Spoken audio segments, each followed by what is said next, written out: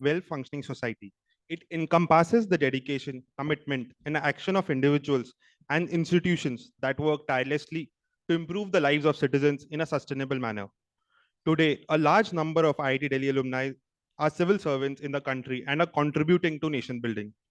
This year alone, 40 IIT Delhi alumni are among the civil service candidates who qualified the civil service exam. IIT Delhi Alumni Association would like to recognize the contributions and achievements of our alumni who were and are civil servants. In this third edition of IIT Delhi Alumni Public Service Day, themed the value and virtue of public service to the community and innovative governance for sustainable development, IITD Alumni Association is bringing together several of our civil servant alumni for deliberations, networking, felicitations, learning from each other's experiences, and creating enjoyable, memorable moments. Before we begin the event, we would like to invite the Lord Almighty to bless everyone present here. Lamp lighting symbolizes the triumph of light over darkness, knowledge over ignorance, and the beginning of auspicious occasions. We would like to invite on stage for lamp lighting our chief guest, Shri Jitendra Singh, Honorable Union Minister. So please. Our keynote speaker, Shri Pradipto Ghosh, former Secretary, Government of India. Dean Alumni Relations, Professor P.V.M. Rao. Secretary, Alumni Association, Mr. Pankaj Kapadia. Gaurav Goyal, Treasurer, Alumni Association. Tirath Ram, Joint Secretary. And Kalpen Shukla, sir, immediate past president.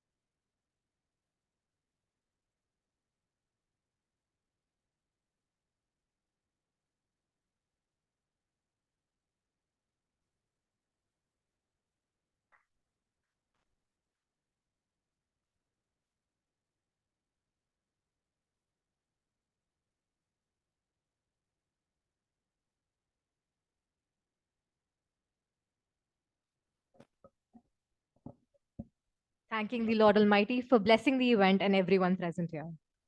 Now, to begin the event, we invite Mr. Sanjay Kumar Jain, the president of IITD Alumni Association, to say a few words. He's a bit unwell, so he could not join us here physically, but he is available with us in online mode. He is 1984 batch civil engineering graduate. He is founder, promoter, and managing director in over 5 companies. He's also a social activist, passionate about water conservation and girls' education. He was awarded UP Ratan in 2021 for the recognition of his distinguished services to the society at large. He's also associated with many service organizations such as Lions Club and Bharat Vikas Parishad as current president to serve the society. So let's welcome him with a huge round of applause.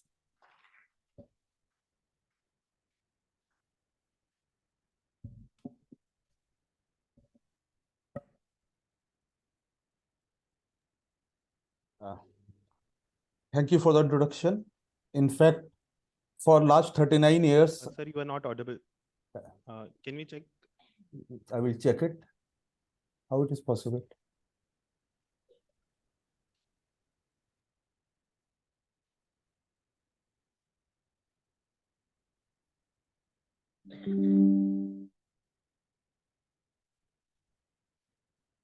It's okay now? Yes, Am I audible? Yes, sir. Please continue. Namaskar. Thanks for the introduction. In fact, for last 39 years, I only give one line introduction. I am Sanjay Jain, BTech IIT Delhi, and it works. Firstly, I apologize for not able to attend physically as I am having terrible back pain and have been advised bed rest by the doctors. No travel, of course. Public Service Day we are celebrating today is the flagship event of IITD Alumni Association. On this day, it is my honor and privilege to welcome chief guest Honorable Minister Dr. Jitendra Singh Ji, Union Minister of State, Ministry of Science and Technology, Personal Public Grievances, Pensions, Department of Atomic Energy, and Department of Space. Dr. Singh needs no introduction, having been in public life for decades and having made significant contribution to diverse areas. Please join me to offer a warm welcome to our chief guest.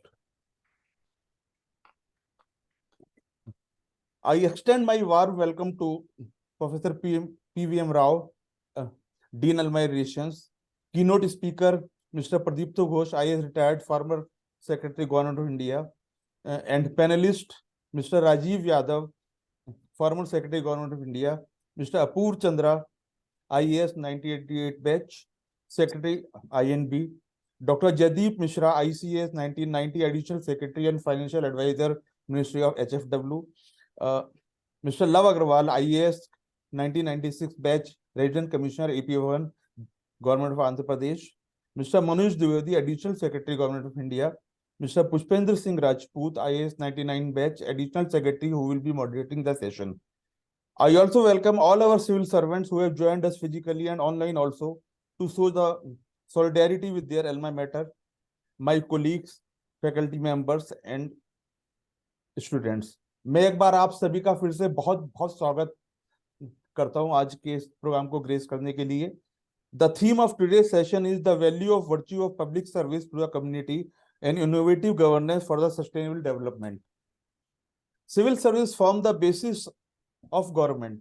No government can work effectively without administrative machinery. All nations, irrespective of their system of governance, require administrative machinery for implementing policies.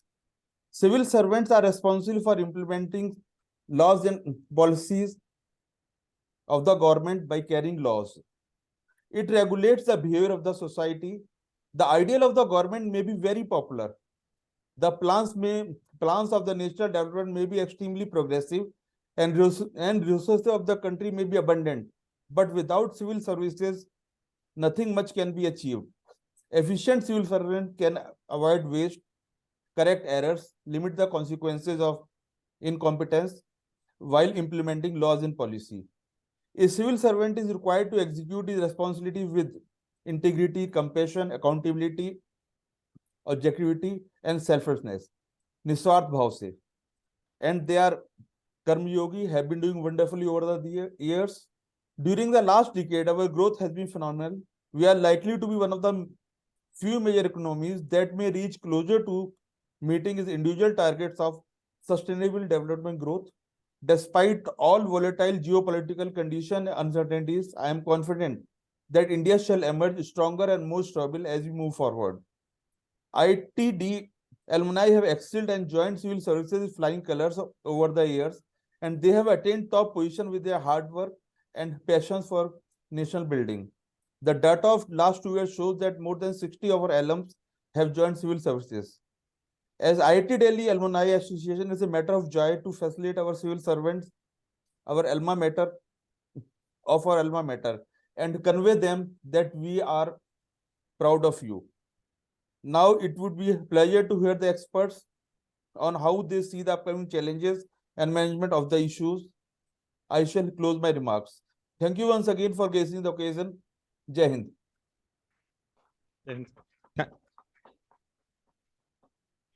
Thank you, sir, for your kind words and joining us online in spite of your health limitations. Next, I will invite Professor P.V.M. Rao, Dean Alumni Relations, who has been a constant support and guide to the association in our efforts and endeavors. He is a professor in the Department of Mechanical Engineering and Design at IIT Delhi. As a coordinator of IIT Delhi Design Innovation Center, he is also responsible for initiating and driving multiple programs in design, innovation, and entrepreneurship. He has several patents and design registration to his credit, many of which have been commercialized. Sir, please come to the dais and address the August.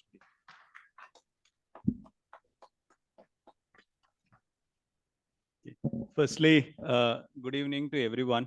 And on behalf of the Institute, first I thank Honorable Minister, Mr. Jitendra Singh Ji, for gracing this occasion in spite of his busy schedule. So we thank him on behalf of the Institute and on behalf of the Director and the administration. I also welcome all our alumni, their families, invitees, and guests. It's a very combination of people who graduated 25, 30, 35 years back to, I think some of you just graduated a couple of years back. So it's a very rich mixture of old and new get together, which is happening, particularly on the day of Public Servant Day. So we thank all of you for making it to today's functions. Since some of you graduated very recently, probably aware of what is happening in the institute, just for the benefit of the people who graduated quite some time back, I thought I'll just give a glimpse of what IIT Delhi today stands for. So I think three terms which probably can explain very well IIT Delhi is excellence, expansion, and inclusion. So in terms, yeah. So in terms of excellence, I think most of you know that we are very well ranked within the country. Most of our national rankings would put us as either 1 or 2. But I think Institute has now is also doing very well internationally, particularly if you really look at international rankings in terms of employability, we are in top 50. If you look at entrepreneurship, we are in top 50. And if you also look at the specific ranking in science and engineering, as per the QS rankings, we are also in the top 50. As a university, we have to do much more. So we are, I think, there is a still lot more to be done as one of the best universities. But I think in specific rankings, we are doing very well. The second thing which has happened over the period is a huge expansion of the institute. Now institute is 13,000 students. Out of which 3,500 students are PhD students, which has become a very big.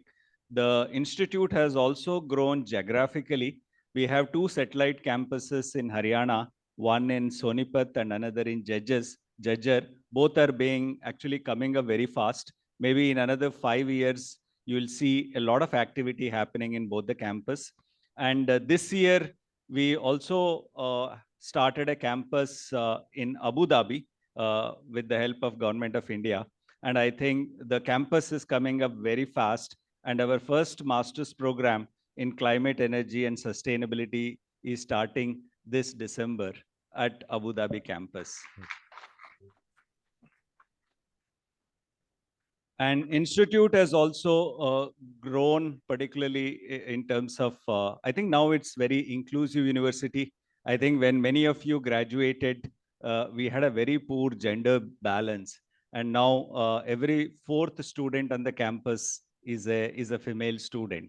That means we have close to about 3,000 plus students who are who represent the BTech, MTech, and PhD and other programs which are there. And also a lot of, if you really look at IITs used to be primarily a dream for families from middle class. But one good thing which has happened is out of the 1,200 BTech students whom we admit, almost considerable numbers, 250, 300, come from very low income families. And I think that way we represent true India now in terms of equity, etc. Which is also one of them.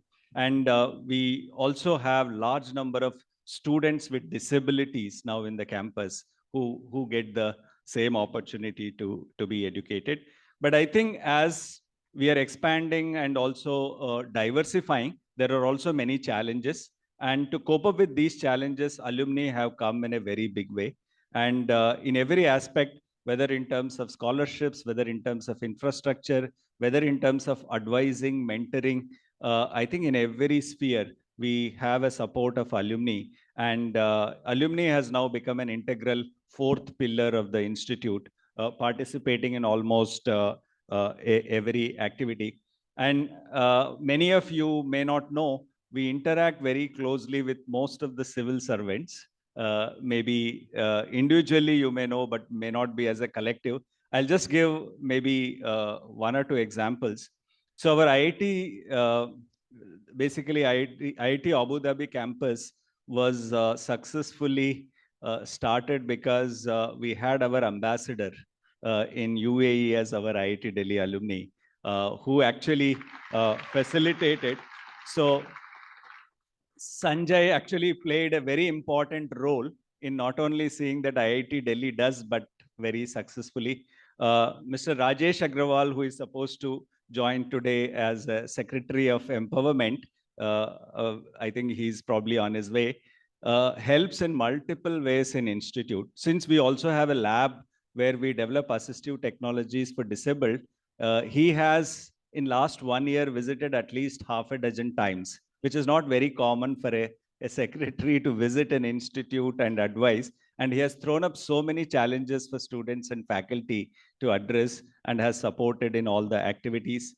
And similarly, during COVID, we could do many innovations because a lot of our alumni who are in IPS came and supported in all our logistics to everything which we do. So we have a constant support of civil servants too.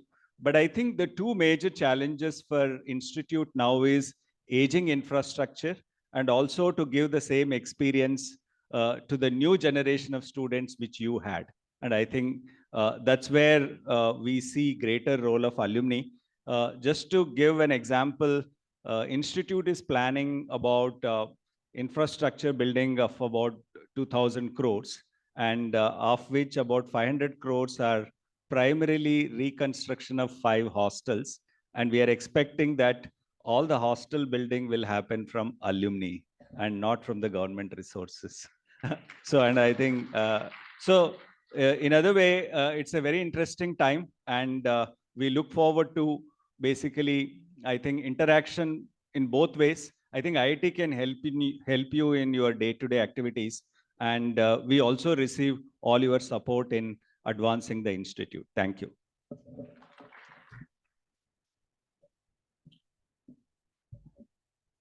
Thank you, sir. Next, I'd like to invite on stage our keynote speaker, Ms. Dr. Pradipta Ghosh. He's involved in research and teaching at the interface of science, economics, and public policy. Currently, he's a distinguished fellow at the Energy and Resources Institute. He has earlier been the member of the Scientific Advisory Council of the Cabinet, Governing Council of the Indian Council of Social Science Research, National Security Advisory Board, PM's Council on Climate Change, G20 Advisory Group of the Ministry of Finance, and the CAG's Audit Advisory Committee. He was a member of the IAS from 1969 to 2007, when he retired as Secretary, Ministry of Environment, Forest, and Climate Change. He has also held the positions of Economic Advisor and Additional Secretary to the PM, Additional Secretary at the Department of Economic Affairs. He was a member of India's negotiating team at the UNFCCC climate change negotiations from 2001 to 2012. He has 40 research publications and several volumes on climate change and sustainability issues. He has a PhD in economics and policy analysis and a BTech in chemical engineering from IIT Delhi, having received alumni achievement awards from the institutions. He has received the BP Pal Centenary Memorial Award as well. So let's welcome him on stage with a huge round of applause.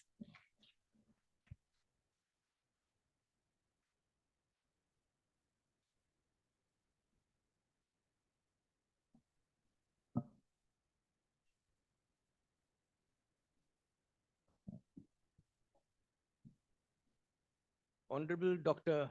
Jitendra Singh, Minister of State in Prime Minister's Office, in charge of Ministry of Science and Technology, Personnel, Public Grievances and Pensions, Department of Atomic Energy, and Department of Space.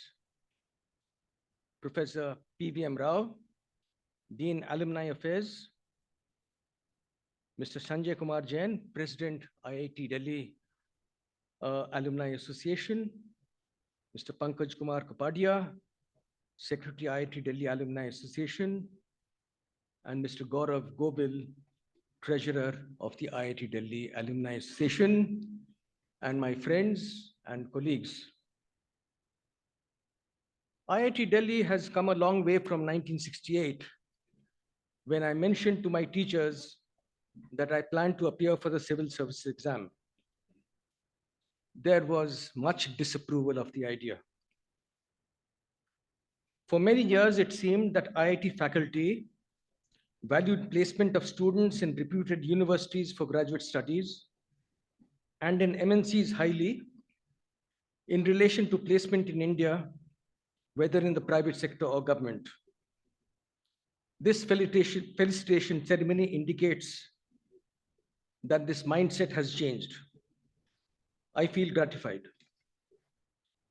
In my talk, I will focus on three themes.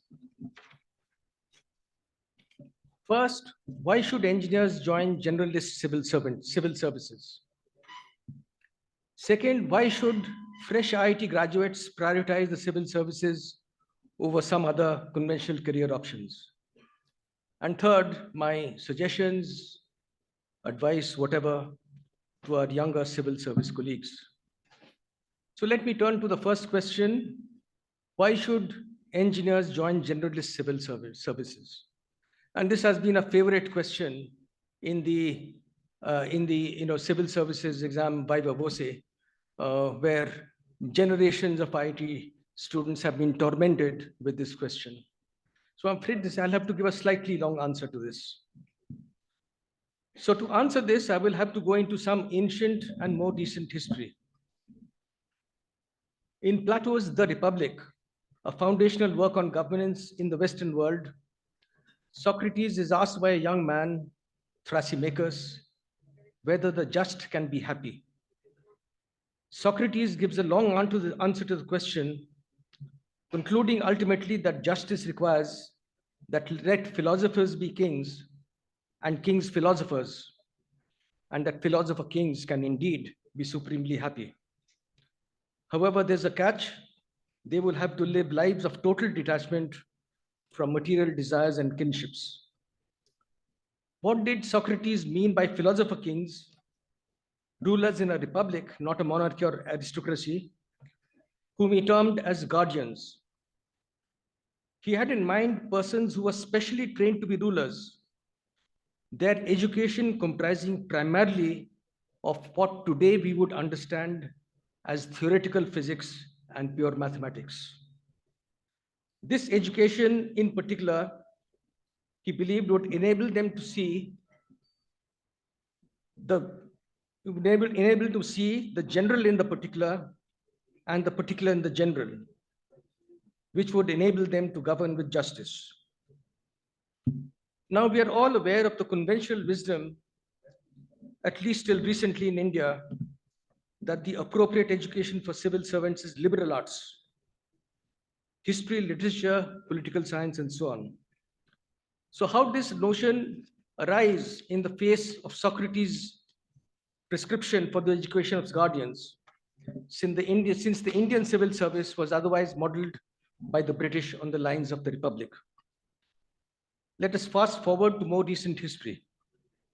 In 1793, the British Parliament renewed the Charter of the East Indian Company. The act renewing the charter created a somewhat modern civil service.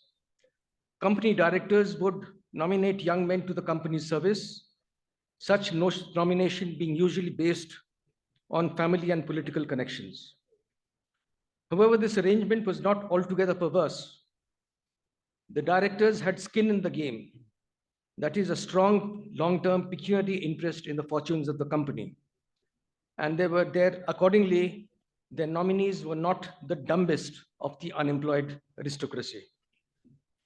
The company's recruits were trained in a school established by the company at Haileybury. They were taught Indian literature, mathematics, natural science, classical and general literature, law, history, and political economy. Emphasis was laid on promoting an understanding of India and its culture, since the average British undergraduate's knowledge of India was gleaned from tales such as Ali Baba Chalis Chor or Aladdin and his wonderful lamp, stories which in fact do not originate in India. In 1833, the British Parliament again renewed the company's charter, and this act also prescribed recruitment to Haileybury by competitive exams, limited, however, to candidates nominated by the directors. This decision may have been influenced by the system of recruitment of mandarins in China to which the British by now had considerable exposure through the opium trade. Recruitment was also open to Indians. However, it would be another 30 years before the first Indian, Satyendranath Tagore, was appointed. In 1853, the India Act was passed by the British government. This opened recruitment to the civil service, not Haileybury, to all. This provision was masterminded by Benjamin Jowett, a Greek scholar and Dean of Balliol College in Oxford, a master schemer who wished to preserve the civil service in India for his own students. Thomas Macaulay, who had served in India as a civil servant, was part of a committee to devise the competitive exam, was strongly under the influence of Jowett. In the report of the committee, he wrote, and I quote, "We think it desirable that a considerable number of the company's servants should be men who have taken a first degree in arts at Oxford or Cambridge." The pattern of the exam was accordingly strongly reflected the classic syllabus taught by Jowett. But Jowett was being disingenuous. After all, he had translated Plato's Republic from the original into Greek. But lest I give the impression that only scientific and technical backgrounds are relevant for the civil service, let me cite the example of the Mandarins in China, who for many centuries had to undergo long academic training in the Chinese classics. The French, however, had other ideas from the British. The higher French civil services are typically manned by members of the Corps des Grandes Technicales, graduates of the École Polytechnique, the equivalent of IITs in France. Graduates of the École Polytechnique have long held high positions in the French civil service and even political positions. While not all French civil servants are graduates of the École Polytechnique, alumni of the institution have had outsized impact on French administration and politics. Similarly, in Communist China, members of the Communist Party who are inducted into government and who may be considered the successors to the Mandarins are selected from among the toppers of various science and technical streams from major universities. President Xi Jinping, for example, is a chemical engineer from Tsinghua University, China's IIT equivalent. So to answer my question, an engineering education is arguably closer in content and spirit to the Socratic conception of philosopher kings, involving as it does rigorous training in physics and mathematics, than a liberal education. However, modern public service also involves considerable skill at getting things done with limited resources. Engineering education helps develop a certain mindset, optimizing an objective given an understanding of causality under hard constraints. Neville Shute, the famous engineer novelist, once wrote, "An engineer is someone who can do for 6 pence what any fool can do for 6 pounds." This quality of engineers is of great value in the civil service. Now let me turn to the second question. Why should IIT graduates prioritize the civil services over some other conventional career options? Now, I do not claim that the civil service is a superior career option than all others for IIT graduates. However, I do claim that it is better than several other alternatives. Now consider this. The IITs were established as premier technical institutions to produce graduates and postgraduates who would contribute to R&D in India, thereby raising technological capability all over the country. They were not meant for plant or shop floor duties in factories. Recently, there was a news report that the head of ISRO lamented that when he made a pitch to IIT students to join ISRO, 60% left the hall after learning of the salary and comparing it to careers in Hindustan Lever selling laundry soap. From the trajectory of careers pursued by IITians over the decades, the following stylized facts emerge. First, many graduates pursue higher studies in the US and some in Europe than in India. But I understand that this position has changed now. Most of them have plans to return to India. However, they are plagued by the X+1 syndrome. Next year, rather than this one, would be the best time to return. Some do return eventually, but after retirement. In the West, they pursue academic and research careers, something that they should be doing in India. More rarely, they spawn startups in India or engage in collaborative R&D with Indian companies. Their impact on India is limited since they are so few. They have been trained at great cost to the Indian taxpayer and preempted an IIT seat, which may have gone to someone who would have contributed directly to India. Second, a number of other graduates pursue careers in management in India after an MBA. Apart from selling soap, they sell scooters, refrigerators, mutual funds, and so on. Of course, they contribute to the country's development in some ways, while leading comfortable, upper middle class lives racked by sheer boredom and lack of fulfillment. And third, several other graduates who, having pursued post-graduation in India or abroad, take up academic or R&D jobs in India like they were meant to. My salams to them. Unfortunately, they are a small set of IIT graduates. And finally, over the past 2 decades, IITians have entered the civil service in large numbers. And I understand that there are more than 400 alumni of IIT Delhi now in the civil services. I have already explained why an engineering education is appropriate for the civil service. They contribute massively to the country's development and repay many times over the public money spent on their education. Except for those in academic and R&D jobs in India, I believe that a civil service career is morally more defensible than careers abroad or non-technical careers in India. लेकिन यार morality शुरालिटी तो सब अपनी जगह ठीक है, पर इसमें मुझे क्या है? What indeed is in it for IITians? After all, they will make less money than in the alternatives. Of course, they will have much greater job security as well as decent benefits, some of which continue after retirement. To my mind, a civil service career offers several opportunities that would be hard for others to match. First, the sheer diversity of experience, admittedly more in the IAS than in other services, but the gap is narrowing. In my own career, I have served in, apart from the Minister of Environment, Forest and Climate Change, the Department of Economic Affairs, Prime Minister's Office, the Asian Development Bank on deputation, TERI on deputation, and now after retirement, the Ministry of Shipping, Finance Secretary of a State, District Magistrate, New Delhi and South Districts, and Education Secretary of a State. I also obtained a PhD from the Carnegie Mellon University on study leave. 16 of my 38 years of service was spent out of choice in non-civil service positions.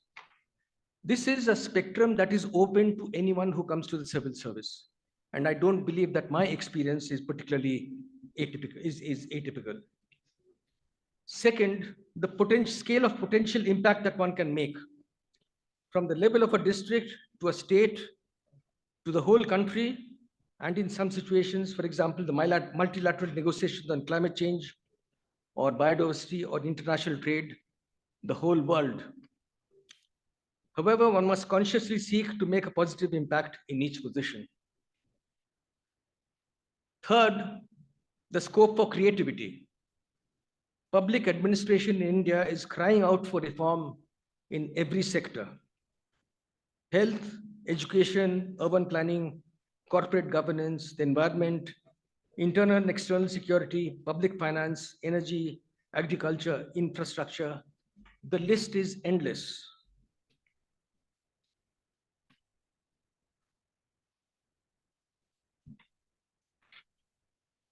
A civil servant who prepares himself can sorry.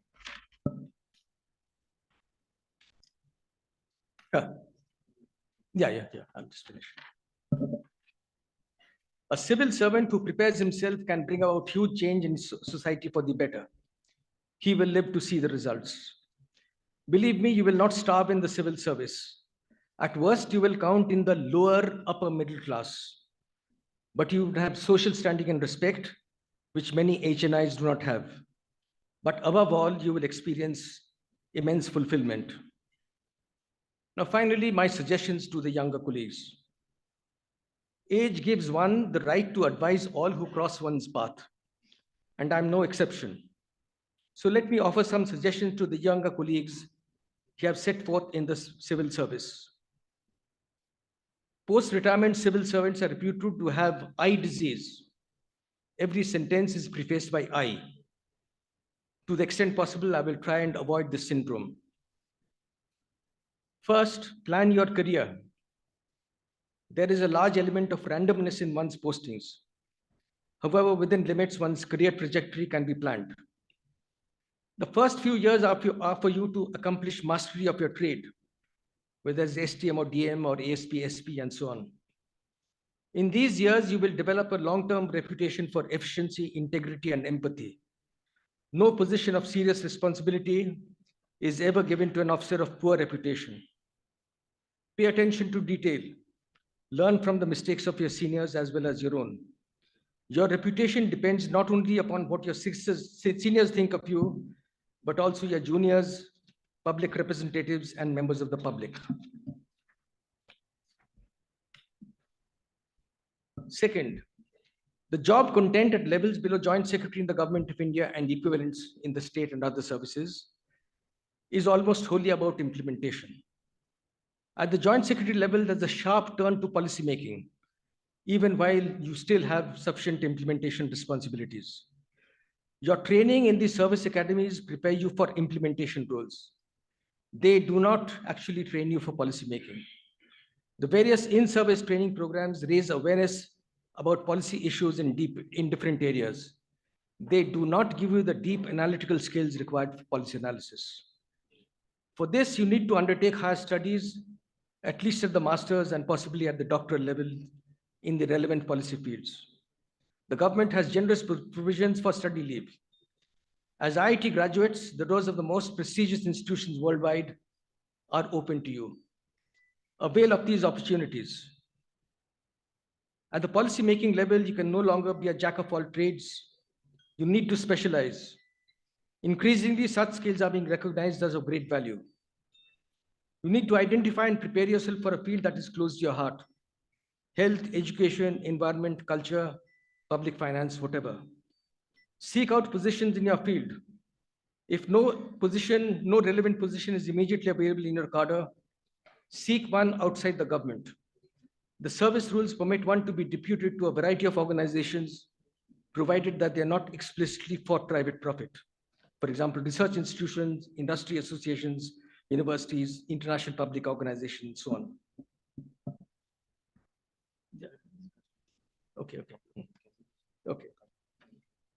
All right, so I'm told that I have to. So second is to formulate your personal agenda for each position that you occupy. Remember that it's not the position that you hold that will be remembered, but what you accomplish in each of them. I've already mentioned about the scope and imperative reform. As you take up an appointment, what would be a reform agenda in the likely time frame of 3 to 5 years? Third, your relationship with public representatives. Keep in mind that they have a legitimate constitutional role. Maintain good personal relations with them, irrespective of the party to which they belong. They will present various issues of their constituents. Treat these with due attention. Occasionally, their requests cannot be accommodated within the existing policies and rules. Explain carefully why this is so. If they persist, do not directly refuse. Tactfully point out the bad press that may result. Finally, work on your skills at communication. Written, oral, PowerPoint, and social media will only be effective as your communication. This is a lifelong agenda. So thank you very much indeed, and my best wishes to all my younger colleagues and aspirants to the civil service. Thank you, Ghosh, sir, for your kind words. Let us welcome our chief guest, Shri Jitendra Singh Ji. He is the Union Minister of State of the Ministry of Science and Technology. Minister of State in the Prime Minister's Office, Minister of State in the Ministry of Personnel, Public Grievances and Pensions, Minister of State in the Department of Atomic Energy, and the Minister of State in the Department of Space. He was elected to the 16th and 17th Lok Sabha from Udhampur constituency, erstwhile state Jammu and Kashmir. He is popular diabetes specialist of international repute, professor diabetes and endocrinology, noted intellectual, author, invited faculty to all major national and South Asian diabetes conferences, and a social activist. He is ex-chairman, National Scientific Committee Diabetes, Research Society for Study of Diabetes in India, member executive and research committee of RSSDI, joint secretary Diabetes in Pregnancy Study India, executive board member Diabetes India, author and advisor on panel of Elsevier publishers, inspector for Medical Council of India, and examiner for MD and DNB. He has contributed over 5,000 published articles in the press, including a widely read syndicated column, Tales of Travesty, author of 5 books, Elsevier published monograms, and over a dozen chapters in various textbooks of diabetes and medicines for MD students. He is first ever medical professional to be conferred the coveted Jamna Devi Gyan Devi Award for Journalism. He has so far contributed more than 2,000 published articles in national and regional press. He has authored 5 books and 3 monograms, including 3 All India popular books on diabetes awareness. He was awarded the gold medal for oration at Jawaharlal Institute of Postgraduate Medical Education and Research, Pondicherry. A man with many more accomplishments, connected to the roots, and a man of integrity. Please welcome our chief guest, Dr. Jitendra Singh, to say a few words to the audience.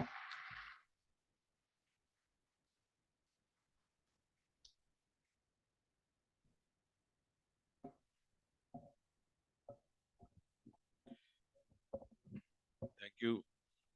Thank you for a very kind introduction. For a moment, I thought you were talking about somebody else. But sometimes it feels good to trust what he said. So I wish to believe each word of his, particularly when you come of age and you don't have many people talking like that, talking as if it's a matrimonial column. But nevertheless, I'm glad to be here. President of the Alumni Association, Mr. Jain, Secretary, Mr. Kapadia, former Secretary, Government of India, Mr. Ghosh, Professor Rao, Mr. Goyal. I can see senior secretaries and officers, Government of India, civil servants, both older ones and younger ones. I would not say elder because elder has a different definition in the medical physiology. And ladies and gentlemen, you just now heard the words of wisdom from Mr. Ghosh. I was at the outset wondering why I am to be here. So I am neither an engineer nor an IIT, and not the least a civil servant. Though I'm not uncivil, but by definition, I do not carry the tag of being a civil servant. But nevertheless, as I said, it feels good. I've had a long association with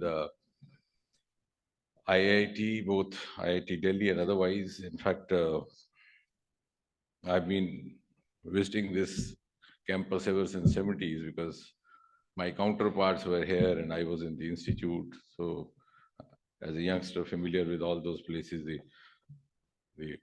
your hostels named after various mountain ranges of India, etc. And then, of course, this association carried on. In fact, incidentally, as a student, my first, of course, somebody spoke about my oration prize from JIPMER, Pondicherry, but my first prize in oration was from IIT Madras, and that was an All India Inter-College Elocution competition. So this has been a long association with the IITs. And very recently, I think just 3 days back, I had a very gratifying opportunity of launching one of the earliest space startups in the private sector called Skyroot, both the boys from IIT, one from IIT Kharagpur, the other from IIT Madras, who now got into entrepreneurship and set up their own unit. So they took loan from us and now going to sell us the same what they do. So they have set up a manufacturing unit for, and going to be the first, in fact, industrial unit developing private sector rockets for launch. So, yeah, I think those, they are called Bharat and Pawan. So I was very keenly trying to listen to what Mr. Ghosh was telling us, though some of you got impatient and prompted him to cut short. Luckily, I was not one of them. The question is, why do we get into civil services? I think that also applies to many of us because even in the medicals, there's been a trend, though not to that extent. In the early years, I was not sure whether it was IIT's loss or the civil servants' gain. Many of you, almost 70% going into the civil services. The toppers from the IITs, from various other NITs. The trend also began in between among the medicos. We had a second topper girl from Maulana Azad Medical College who opted for civil services. We had a girl doing MD Physiology in Trivandrum Medical College. She opted. Gradually, that was checked for whatever reasons. I will not say for good or bad, but it continued as far as the engineering stream was concerned. Now, have we ever honestly asked ourselves, why do we go in for civil services or seek to go in? And have we sought honest answers within ourselves? And being a part of the same genre, because I was also, most of the toppers, I was among the 3 toppers of the board. The first 2 were from the medical, so the mathematics stream, so obviously we went to IIT. The first one went to IIT Delhi, yes. The other one to BITS Pilani. And I was 3 overall and first among the medicals. So I went to Stanley Medical College, Madras, which is one of the oldest. So we had the opportunity. But were we something out of the world?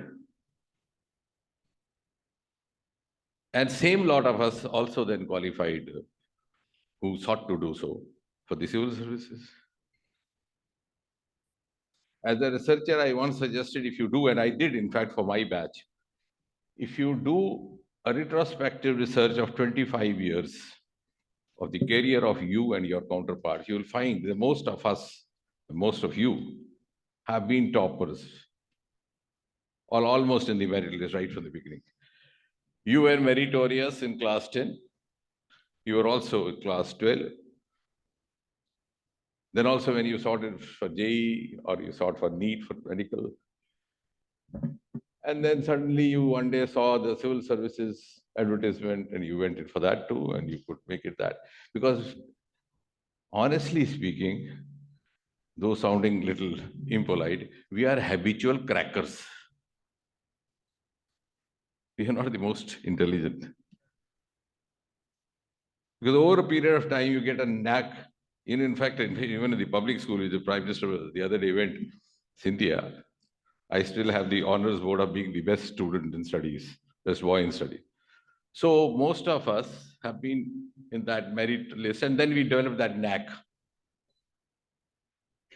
I came across a small girl, over 16-year-old. She had cleared her JEE, IIT, and she was selected for IIT after the counseling. It was just 4 years back. So I like to interact with these children because that is where you learn from. If you continue to be in the company of the elders, you learn all those things which you believe to learn, which may not be real. So the girl belonged to Sopur, one of the most terror-affected areas in the Kashmir Valley. Mr. Manoj Dwivedi has been there for a very long time. So I asked her, I said, okay, child, you were in a place where you had gunshots happening outside your doorstep, no area of, no room for coaching. your parents not carrying that kind of a background. And even then, if you had qualified, what do you think was the advantage that you had? So she takes out from her pocket the mobile phone and shows me and says, Uncle, everything in this, 14 hours a day for 8 months, IIT crack. So that is the formula. And this young child of 16 was telling me the formula. The same applies to the civil services also. The other day, you have that movie 12th Fail, how you prepare. You know what are the topics: the international relations, the terror in left violence, terror in Kashmir, terror in Punjab, and all those that you learn how to write a question answer in 8 minutes with a stop clock. So if you develop the knack, and then you become a habitual. So that's why he said we are all habitual crackers. We may not be the best. And therefore, this is the first thing we should get out of our mind if we wish to continue with our individual growth. And the other thing is, which is now not happening to that extent, which Mr. Ghosh also pointed out, we are getting now boys and girls from B towns, also gender equitability. And there's a huge lot of reason behind that, because we are actually all children of the same society. So there are huge socio-economic bearing on this.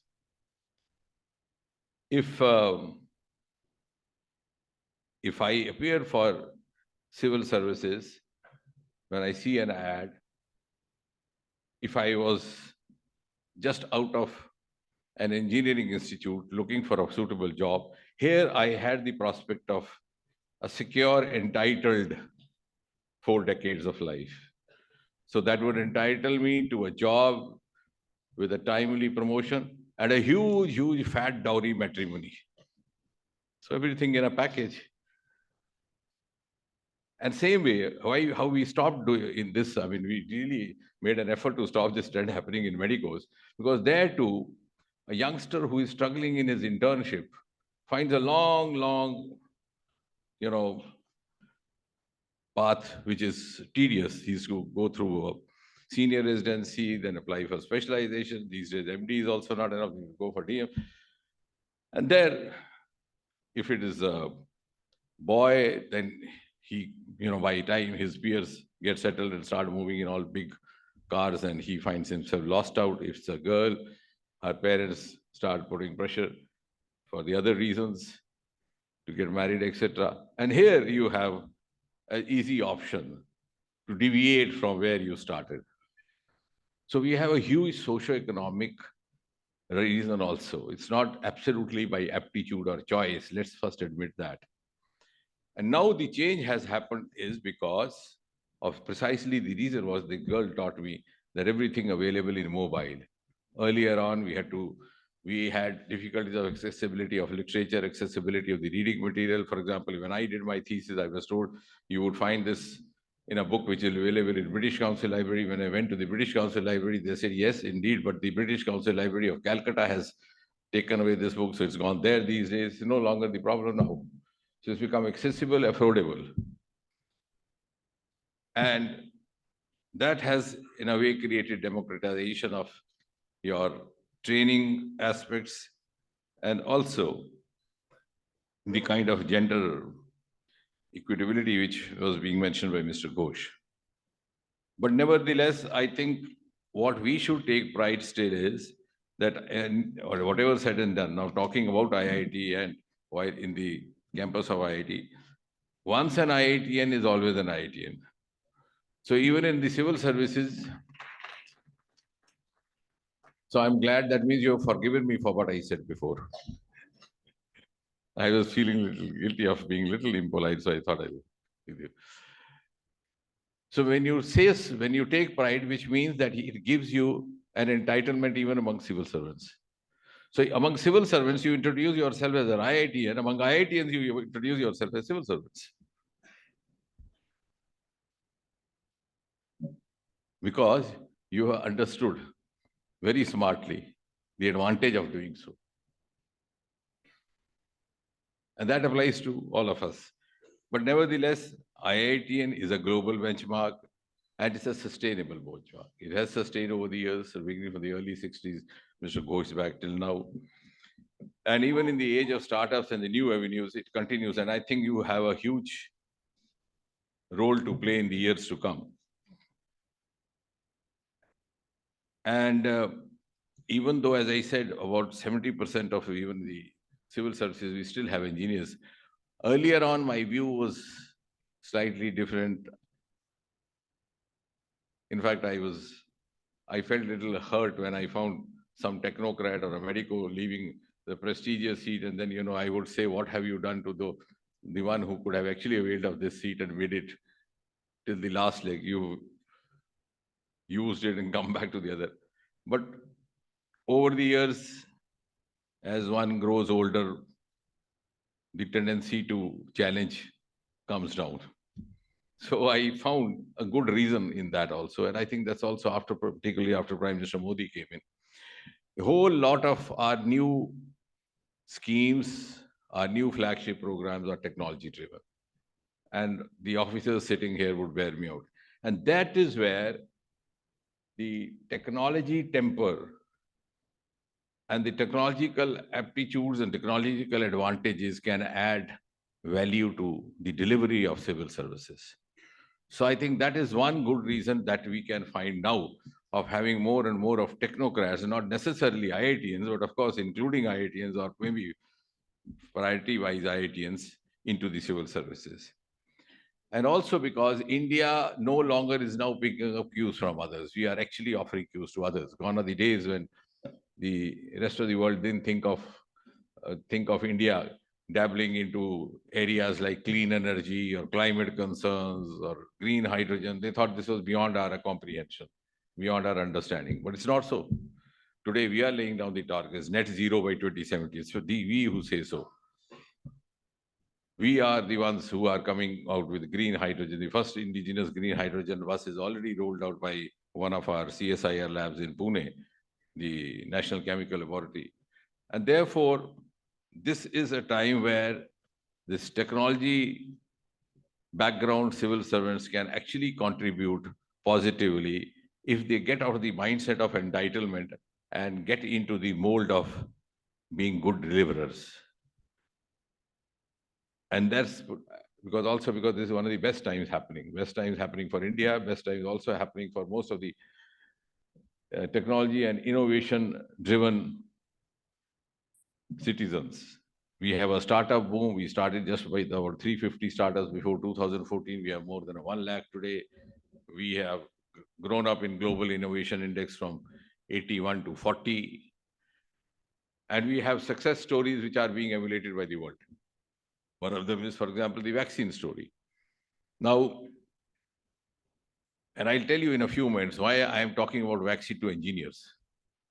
Because it's no longer a concern of the medicos alone. That is another thing that has to get out of our minds. The sooner it does, the better it would be. Vaccine has made a story all across the world because we didn't realize this. We were a country not very much known for protective health care.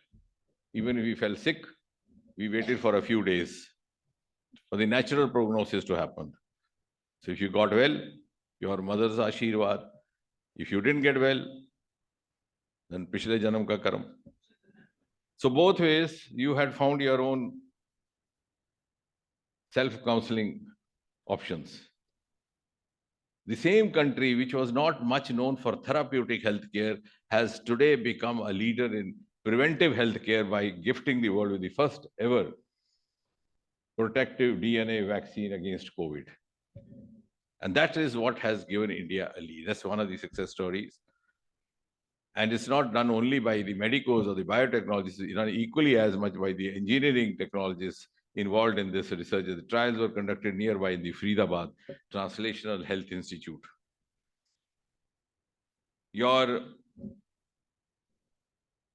other case, in space, we started up much later. Just imagine when we started, the Soviet Union and the USSR were, the USA and the USSR were much higher, much ahead of us. We were still thinking the nursery rhymes. And they were on the verge of landing on the surface of moon, which they did in 1969. Actually, Neil Armstrong landed on the surface of moon. There was a BBC film. He made that famous statement. He said, one small step for man, giant step for mankind. The other day, I was telling some of the American friends, I said Neil Armstrong had a stroll around, but he couldn't see the presence of water on the surface of the moon. It was our Chandrayaan which brought the evidence of H2O molecules.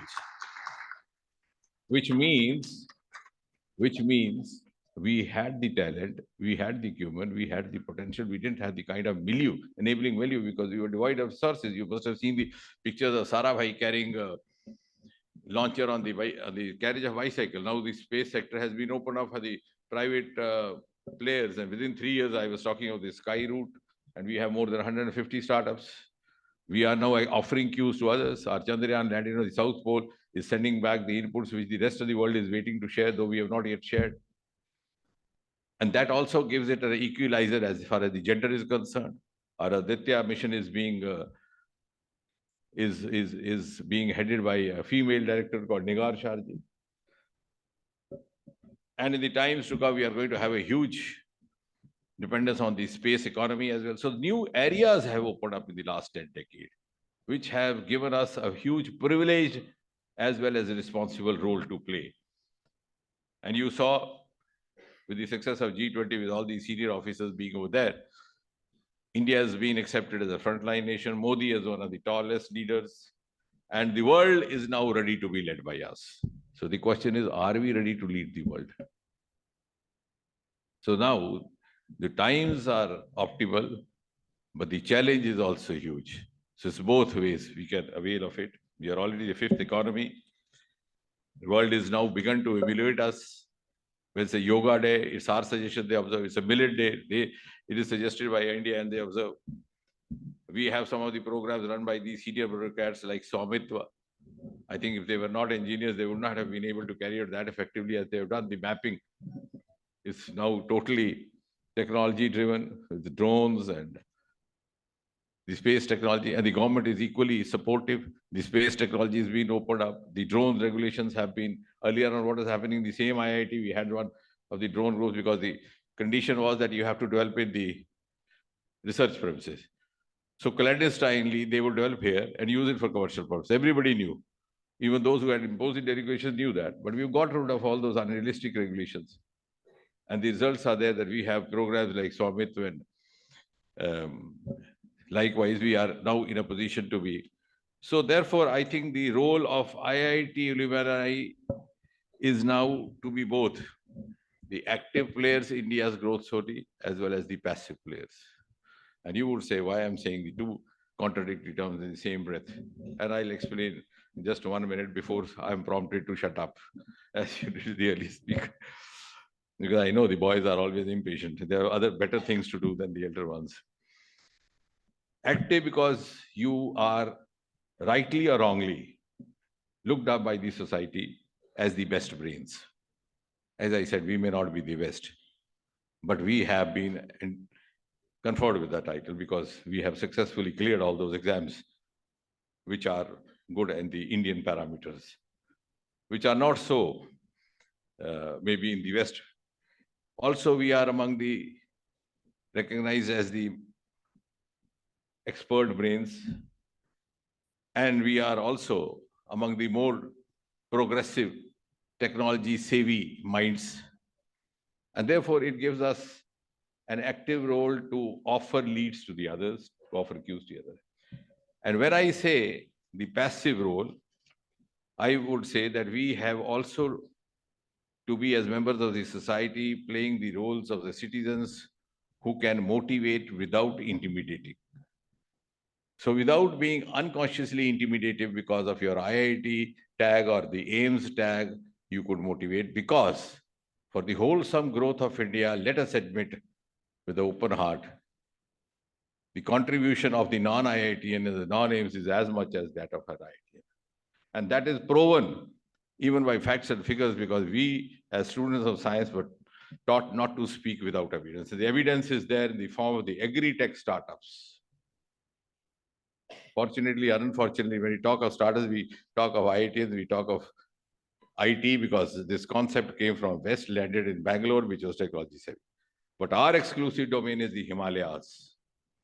4 or 5 states residing in the lap of Himalayas: Jammu, Kashmir, Arunachal, Himachal, Uttarakhand. And the other exclusive domain is our coastal area, 7,500 long, from Odisha up to Maharashtra, Gujarat, was the longest. And that has remained unexplored. For the first time, we have started looking at that.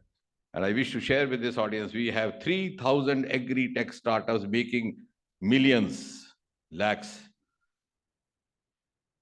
out of Aroma mission, which was launched through this ministry. Lavender cultivation, because we were able to tag them with the industry right from the beginning. And to our embarrassment, we will, when I share with you, that more than 60% of them are not even graduates. But they are innovative. They have that passion and junoon.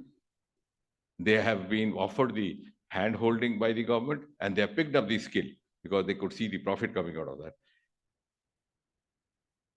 And what more, 2 of the B.Techs left their job and joined them.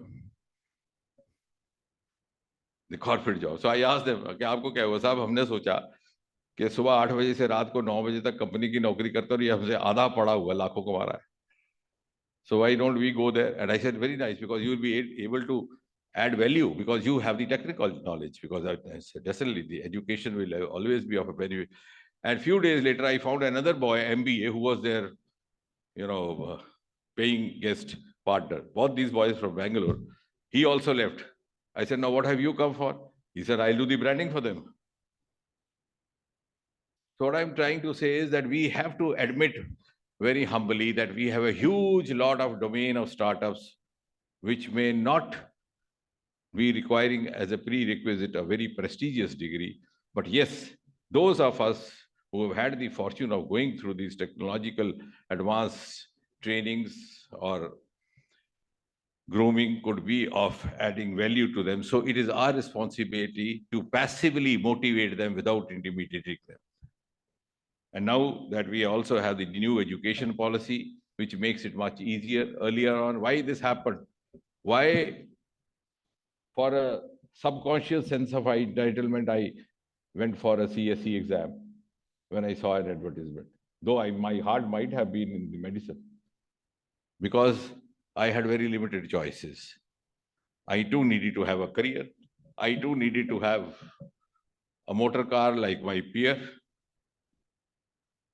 or maybe to raise the family as the other one did. But I had limited choice. I was prisoner of my aspirations. It's no longer so. The new education policy has liberated you. If you are not able to make it after class 12, for example, in your JEE or in your NEET, you can change your subjects, which I could. I had to, my subjects changed me throughout. I did BSc in botany, then I did MSc, then I did PhD, then became scientist, this, that. Now it's different. So I think that is one of the greatest hallmarks, greatest contributions by the government led by Prime Minister Modi. And this should have happened much, much earlier, the NEP 2020. In fact, about 6-7 years back, I was sitting with the Vice Chancellor of the Cambridge University. Whenever he comes to Delhi, he calls me up because he's a medico. He's a teacher of microbiology. Now almost 90, because there the teachers don't retire. So he told me, Doc, I must compliment you.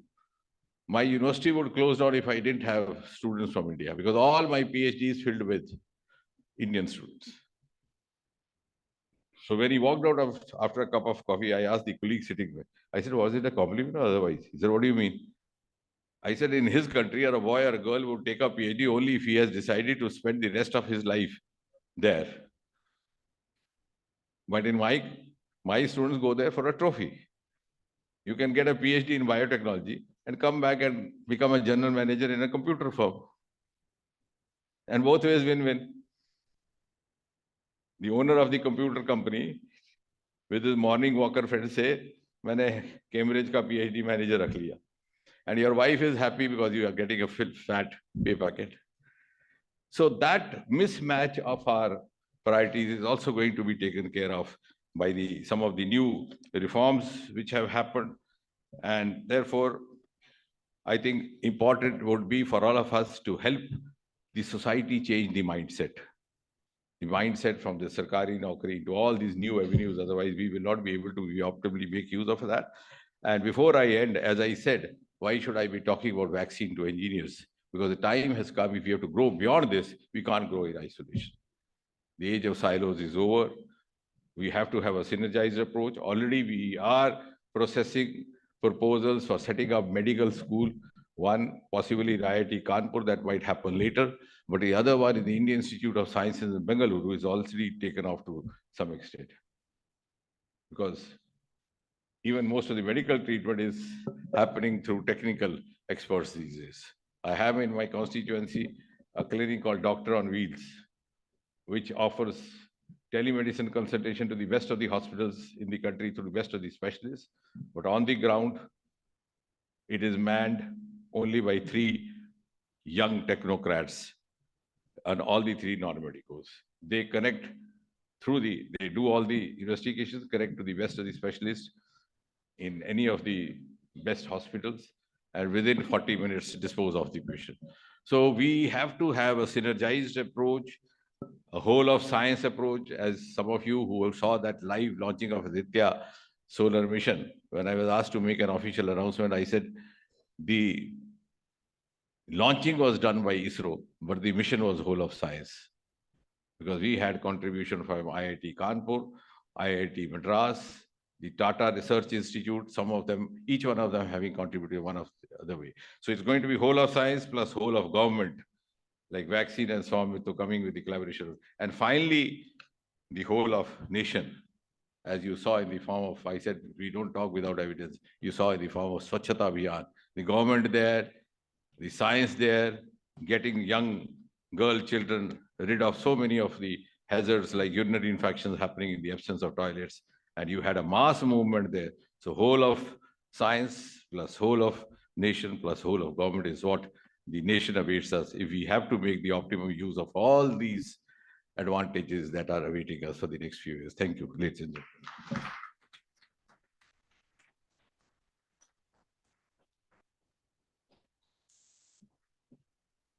gentlemen. Words. Next, we'd like to invite on stage Professor PVM Rao, Dean Alumni Association, to felicitate our Honorable Chief Guest.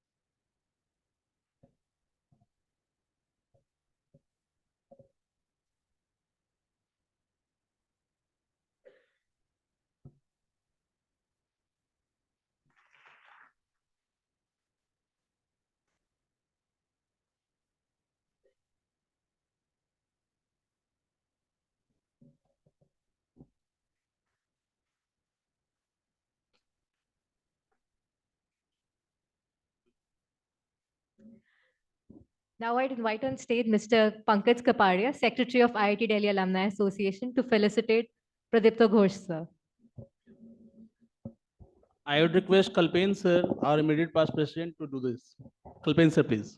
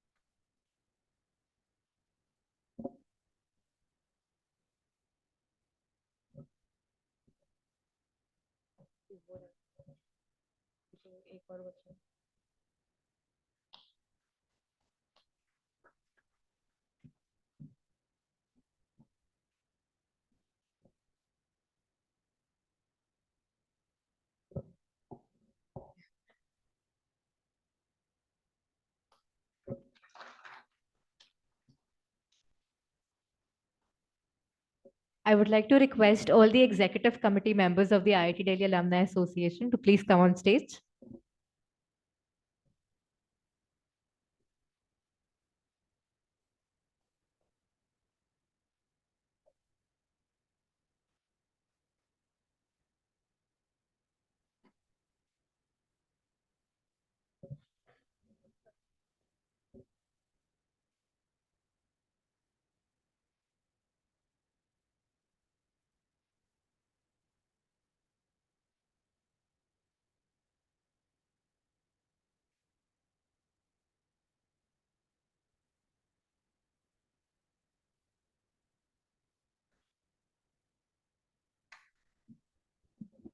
On behalf of IIT Delhi Alumni Association, I would like to thank our Honorable Chief Guest, Sri Jitendra Singh Ji, the Honorable Minister. I would like to thank Dr. Pradipto Ghosh Sir.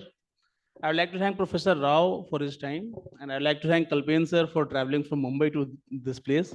And I'd like to thank all the civil servants present over here. I think the Minister Sir has to leave right now, so I'll just rejoin you people in 2 minutes. Thank you so much. Thank you so much.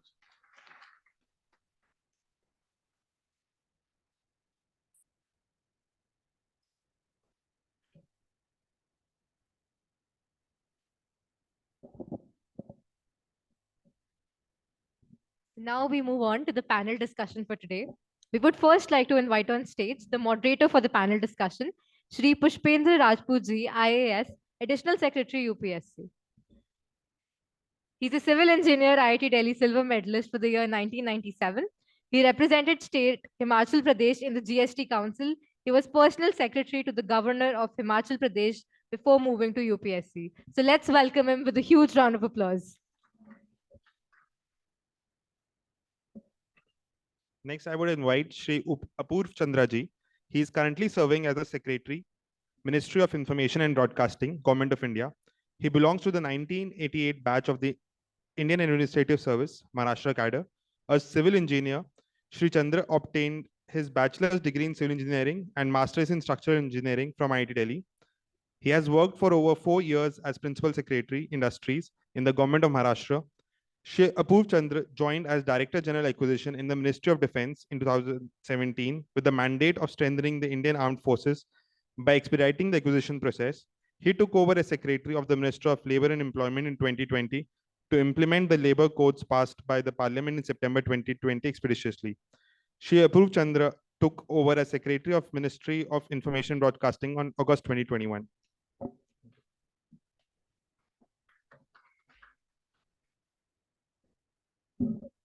Next, inviting on stage Sri Rajiv Yadav. He did his higher studies from IIT Delhi and IIT Roorkee. He joined Indian Administrative Services in 1981. He has served in the northeastern state of Assam in various important assignments, including Deputy Commissioner of Nalbari District, Head of the Department Position in Rural Development and Non-Conventional Energy Department. He has also served on deputation to Government of Uttar Pradesh in the Industrial Development, Groundwater and Minor Irrigation, and Rural Development and Cooperation and Higher Education Departments as Special Secretary to the government. He has held senior positions in Government of India at New Delhi in various ministries. His last assignment has been as chairman of Brahmaputra Board, a river basin management organization created by a special act of Parliament of India. He has been observer of the Election Commission of India in the states of Maharashtra, Jammu and Kashmir, and Kerala for assembly and parliamentary elections. So let's welcome him. Next, I would like to invite Dr. Jaideep Mishra Ji. He is a 1993 batch civil service officer of the Indian Civil Account Service. He completed both his BTech and PhD from IIT Delhi before joining civil services. In 1998, 5 years after joining the government, he did postdoctorate in information systems from Japan on a JSPS fellowship. While in service, he also did an MBA with specialization in finance from Delhi. In over 30 years of professional experience, he has served in various ministries in the central government, including the Ministry of Finance, Commerce, Road Transport, etc. He has also extensively worked in internationally with the United Nations and the International Monetary Fund in several countries in Africa, Southeast and Middle East Asia. He specializes in the field of public finance management, design and implementation of large-scale financial systems, treasury and cash management. Currently, he is posted as Additional Secretary and Financial Advisor in the Ministry of Health and Family Welfare and the Ministry of Ayush. He is responsible for the financial advice and managing these ministries' large budgets over rupees 1 lakh crores. Prior to the current charge, which he assumed in October 2022, he had served for around 5 years as Joint Secretary in the Ministry of Electronics and IT, during which he handled the portfolio of e-governance, IT skilling, electronics hardware research, and internet governance, where he served as India's representative and was elected as the Vice Chair of Government Advisory Committee of ICANN, the global entity running the internet.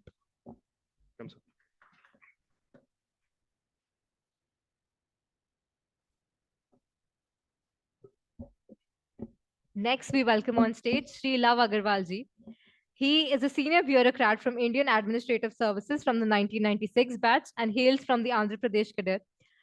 He is currently posted as the Resident Commissioner at Andhra Pradesh Bhavan, New Delhi, serving as the principal coordinating interface for all administrative matters of the state government of Andhra Pradesh with the central government. During his tenure at the Ministry of Health and Family Welfare, he managed India's response to the COVID-19 pandemic since its inception. Under his able leadership, the framework for managing the pandemic evolved with a convergence of actions across multiple stakeholders. He has also led international health cooperations and relevant policy matters in multilateral bodies such as G20, BRICS, BIMSTEC, WHO, UNAIDS, etc. With diverse experience at the policy level, managing national programs at the field, and representing India at global fora, he has driven the nation's fight against the COVID-19 pandemic and worked towards the vision of One Health for the Government of India. So let's welcome him. Next, I would invite Shri Manoj Dwivedi ji. He is the IAS officer of the 1997 batch. Presently, he is serving as an additional secretary in the Department of Personnel and Training in the Government of India. He has earlier served in the Ministry of Commerce and Industries in the central government as joint secretary. In the Ministry of Commerce, he successfully led international trade negotiation and EXIM policies for Africa, the Middle East, and the West Asia.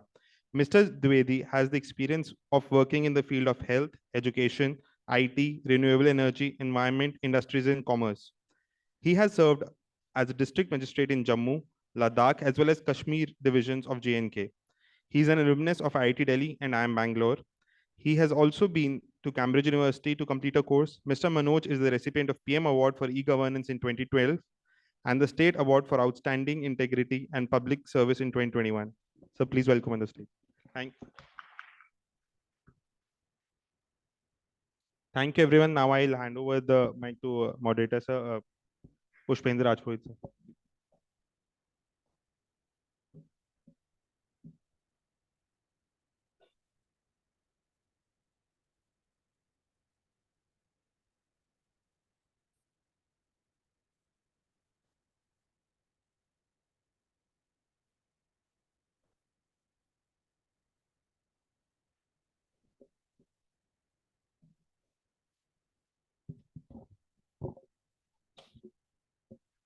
Good afternoon, everyone.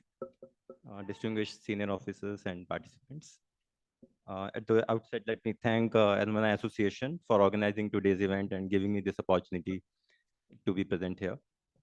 We all understand the need for efficient public services for overall development of the society and nation as a whole.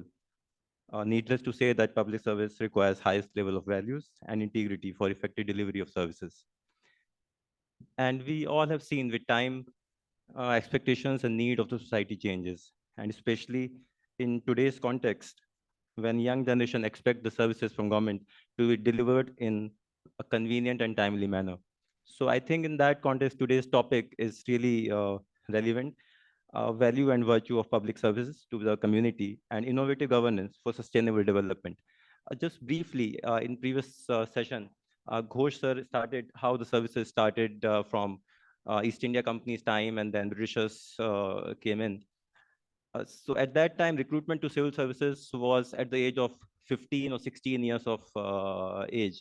And that too with schooling of just 3-4 years. So not many of us are aware of that history. And the main role was as a writer. Then from writer, it changed to accountancy. And then from accountancy, it came to revenue collection. And post-independence, primary focus has been on development, law and order, and how we can actually take a country forward. So in all the stages, the needs were different, the requirement of society was different, and so the role of civil servant was different.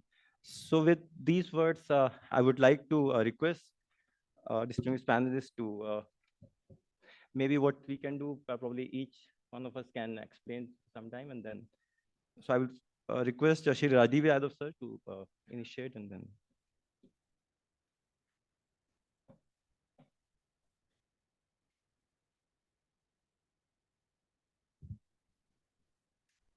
Thank you, Pushpendra.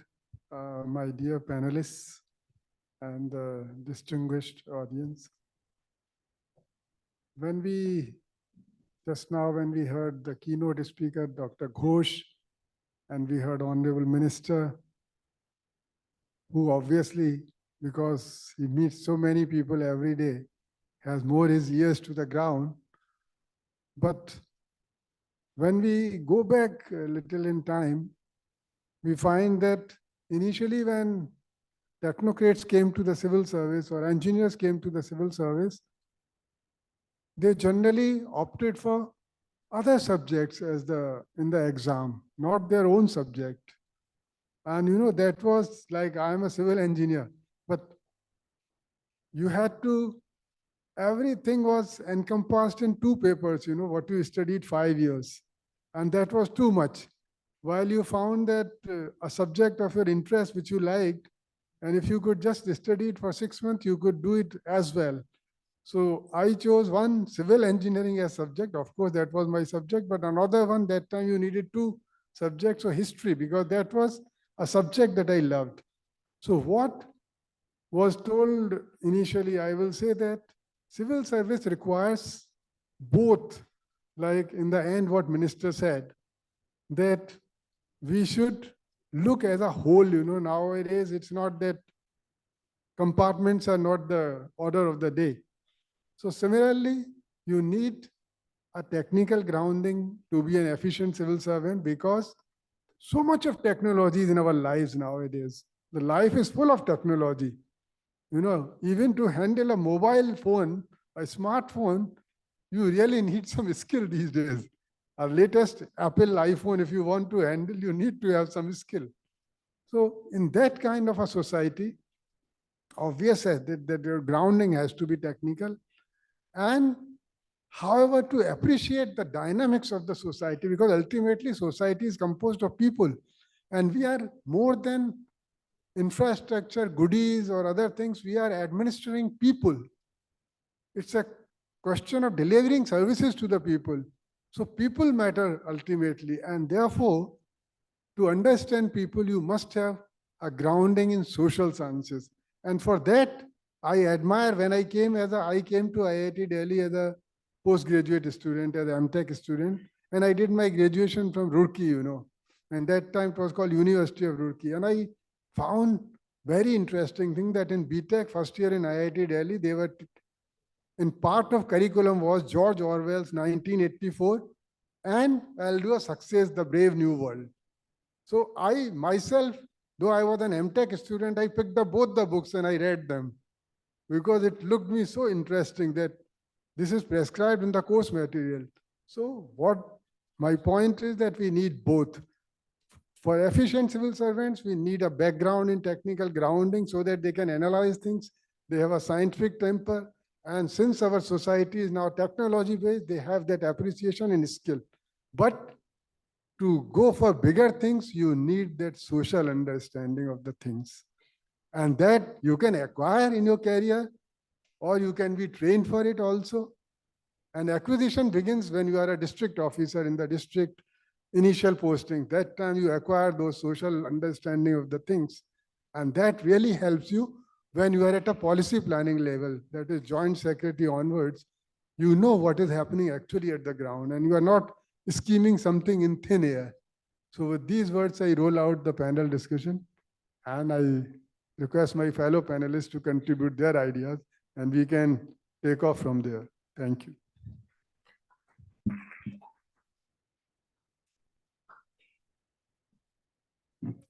Thank you, Mr. Now, may I request Apurvendra sir to please address. I would begin by asking the youngsters, how many of you are really planning to appear in civil services? So the substantial portion, that means. Mostly the crowd is a crowd of those who are present here, they are planning to appear in civil services. So now, actually, when the minister said that the way the civil services exam has been restructured, during our time, there used to be two subjects. Mr. Yadav also said, my subjects were civil engineering and physics.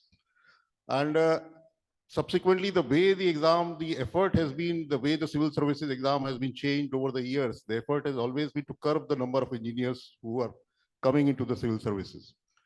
But I don't think that has succeeded. During my time, we had around 35% to 40% engineers in my batch. But now I believe the number has gone up to 60 to 70%. So the number of engineers is increasing only. And that is largely because engineers are adept at taking up even the general studies, and when the subject, now the emphasis on subject is so much reduced and it is largely on the general studies. The other question which was made by Dr. Pradipta Ghosh also, and then the minister also, does engineering education help in the career? In my experience, it is the mindset. While you're in IIT, actually, when we were in IIT in BTech and Masters and MTech also, we would always think that if a subject has a lot of mathematics, a lot of involved mathematics, a lot of calculations, only then it is a subject worth studying. Otherwise, it doesn't really mean anything. And otherwise, it is just a magga ya ratta karne wala subject hai. Isko to isme kya hai, to aise pass ho jayega.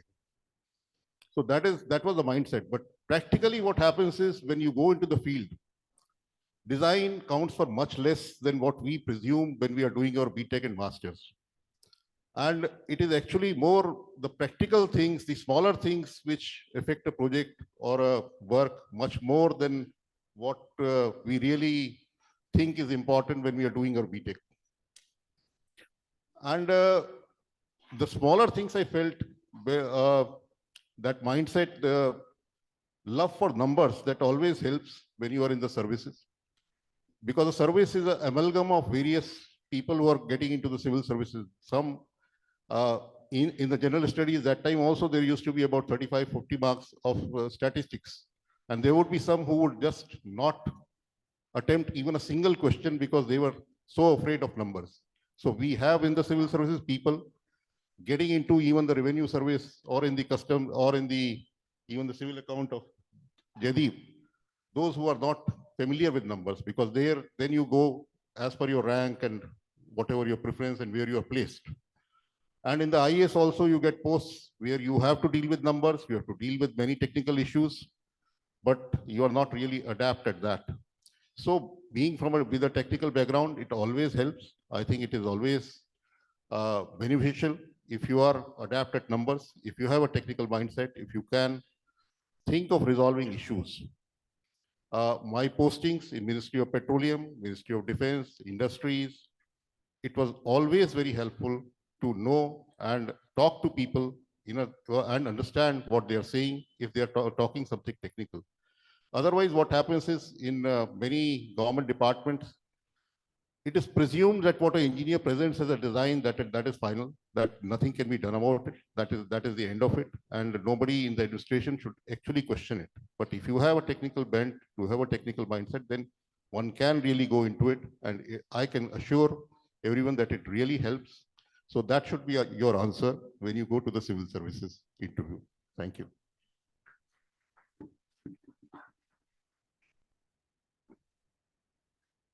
Thank you very much, sir.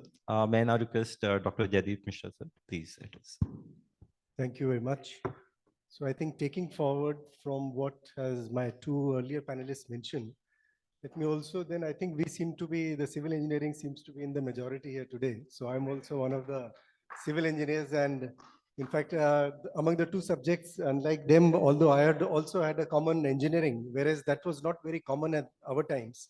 A lot of people were weaning away from the engineering as one of the optionals. My second optional subject, that was psychology, because I thought it was extremely interesting. And in fact, I picked up psychology as one of the interesting subjects while I was in IIT Delhi. And I think I did all the courses in psychology without knowing that I would actually pick up as an optional for one of my civil services optional one of those days. And I think during the earlier one of the sessions, it was also mentioned, and since Sir checked up and a lot of people here are going to take the exam, you know that it has a very long cycle of going through the entire process, and it's more than years effort, hard work that it takes for getting through first the prelims, which apparently is now much more tougher than what it was during our times. And as I mentioned, statistics was almost 30-35% weightage was there in our prelims examination itself in the single paper that we had. So I think all the IITians per se would be having a fairly good, I think we were at a very strong pedestal in clearing the prelims examination, which I understand now is an extremely changed scenario because there is a completely different ball game. And again, as what Apurva sir mentioned, I think the effort initially was to dissuade people from the engineering background getting into the civil services. And all of us have gone through that stage. But luckily, what I would say is that once you were into the civil services, and the entire game changed. And within the civil services, we found that despite a lot of engineers already being there, a lot of non-engineers also, there is an extremely good respect that was accorded to the civil engineers, to the civil servants who were coming from an engineering background. And I was per se fortunate because I think the others are here are from the Indian Administrative Service. I represent the central services, the Group A services, which I think all of you are also aware. And sir also mentioned from the Revenue Service, from the Audit Service, from the Accounts Finance Services and all, which are basically comprising of providing the other services in addition to the grassroots services which the Indian Administrative or the Police Services would be providing. So these services, especially the central services, and I thought I'll share with you also, is where they offer you a very wide canvas again in various domains. It is for you to take up that challenge and diversify, make your expertise, pick on an area which you have been given, which you have chosen, I would say, rather than because if it's an auditing that you have chosen, if you have chosen an accounting or a financial services like I have chosen, to delve deep into it and gain expertise into that. And then the civil services provides you the canvas where you can really rise and you can experiment with a lot of things in your initial years. And later on, the structure of civil services is such that while you are there at your own field offices in your own professional capacities, managing those, like I did in various ministries in the government of India, in the finance ministry or road transport or excise and custom board and all. Thereafter, at your middle levels and at your senior levels, the government, the civil services offers you to come out together into a central pool where on a central services, you are in a deputation kind of a mode where I think all of us are currently, maybe Love has just gone back to his cadre, but all of us are there at the middle management, at the senior managerial level, where you can then bring out all your expertise that you have gained at the grassroots level, and you're able to contribute at that senior levels in basically developing and working towards a nation building. And so I would say the contribution of each of the services, including the central services, the All India services, all our government are basically accumulate at the central level, and we are able to serve the nation in the best way possible. So specifically for IITians, actually, sir also mentioned, I think there are 2 or 3 main traits which I have observed, which I think are basically suit us very well to the civil services. One, I think we have been groomed, and I think all of you have gone through that, especially from our first year itself, when we are doing those manufacturing processes, the labs that we are doing, hands-on exercises that we are doing, and doing with our own. I think our times there used to be the foundry exercises, the foundry workshop, floor shop, I think that we were doing. So I think that is basically inculcated in us a kind of a spirit of doing everything with our own hands rather than being dependent on others to do it for you. So that is one single trait I find for all the engineers that are there, doing how to do, getting deeper into the issues of it and knowing how to do, working towards a problem solving approach. So problem solving is where I think is our biggest contribution of all the IITians and the engineers per se, because we have been groomed, we have been trained towards working towards a problem solving approach, whichever field it is. In my areas, as was mentioned, I especially focused on something called as a public financial management, looking at numbers and how the financial management of the government can be worked on. And using the technologies, using our background of how to work with technologies, how to work with data, lot of contributions IITians have made in the areas of public financial management, Like one project which I have been closely associated is called a public financial management system, the PFMS system, which basically runs in the entire government of India and at the state government levels also. That has been developed through our teams only at the Ministry of Finance and also, I mean, similar to that, the government and the central civil services and the civil services at the wider offer a very wide canvas for all of us to basically pick up an area that we would like to work on, go deep into it, gain the necessary expertise globally, within the country, globally, and then come and contribute to the overall development of our country. So that's it from my side. Thank you. Thank you very much, sir. I think we all agree that being from IIT brings a lot of value and virtue for public services, so the topic which we are talking about right now, and as well as innovative governance, because a lot of things can be innovated. What we were doing earlier and how we can do differently so that to help people. Thank you, sir. Now I'll request Love, sir, to please. Thank you, Pushpendra, and let me bring an element of change from civil engineering to mechanical engineering. I was seeing too much of monopoly of civil engineering here, and I'm sure Pushpendra, you will still talk about civil engineering, but I have another mechanical engineer to support me. Still in majority, sir. No, we want you to be in majority. Thank you, sir. So, friends, I think speakers before me have talked about it. I would just like to start by highlighting what is that IIT has taught me. Honorable Minister talked about ability to crack a problem. Jaideep Saab talked about problem solving approach. I think while we did learn mechanical engineering in IIT Delhi, we also learned that given a problem, how do you define that problem, break it into multiple subsets, identify approaches to solve those problems, and come out as a winner. I think any one of you who are thinking in terms of civil services as a career, one request I can make to all of you is that if you really want to solve multiple problems, civil engineering is the job.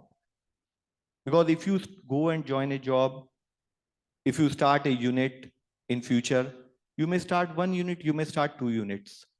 You may start even 5 enterprises. But it is civil engineering which will offer you options to go into multiplicity of enterprises and make an impact everywhere. Civil services, yes. So I can just cite my own example. At one point of time, though I'm a mechanical engineer, I was making check dams. I was conducting elections at one point of time, making houses for poor people, Secretary of Education, Secretary for Sports, Youth Development, and recently for the last almost a decade now in health.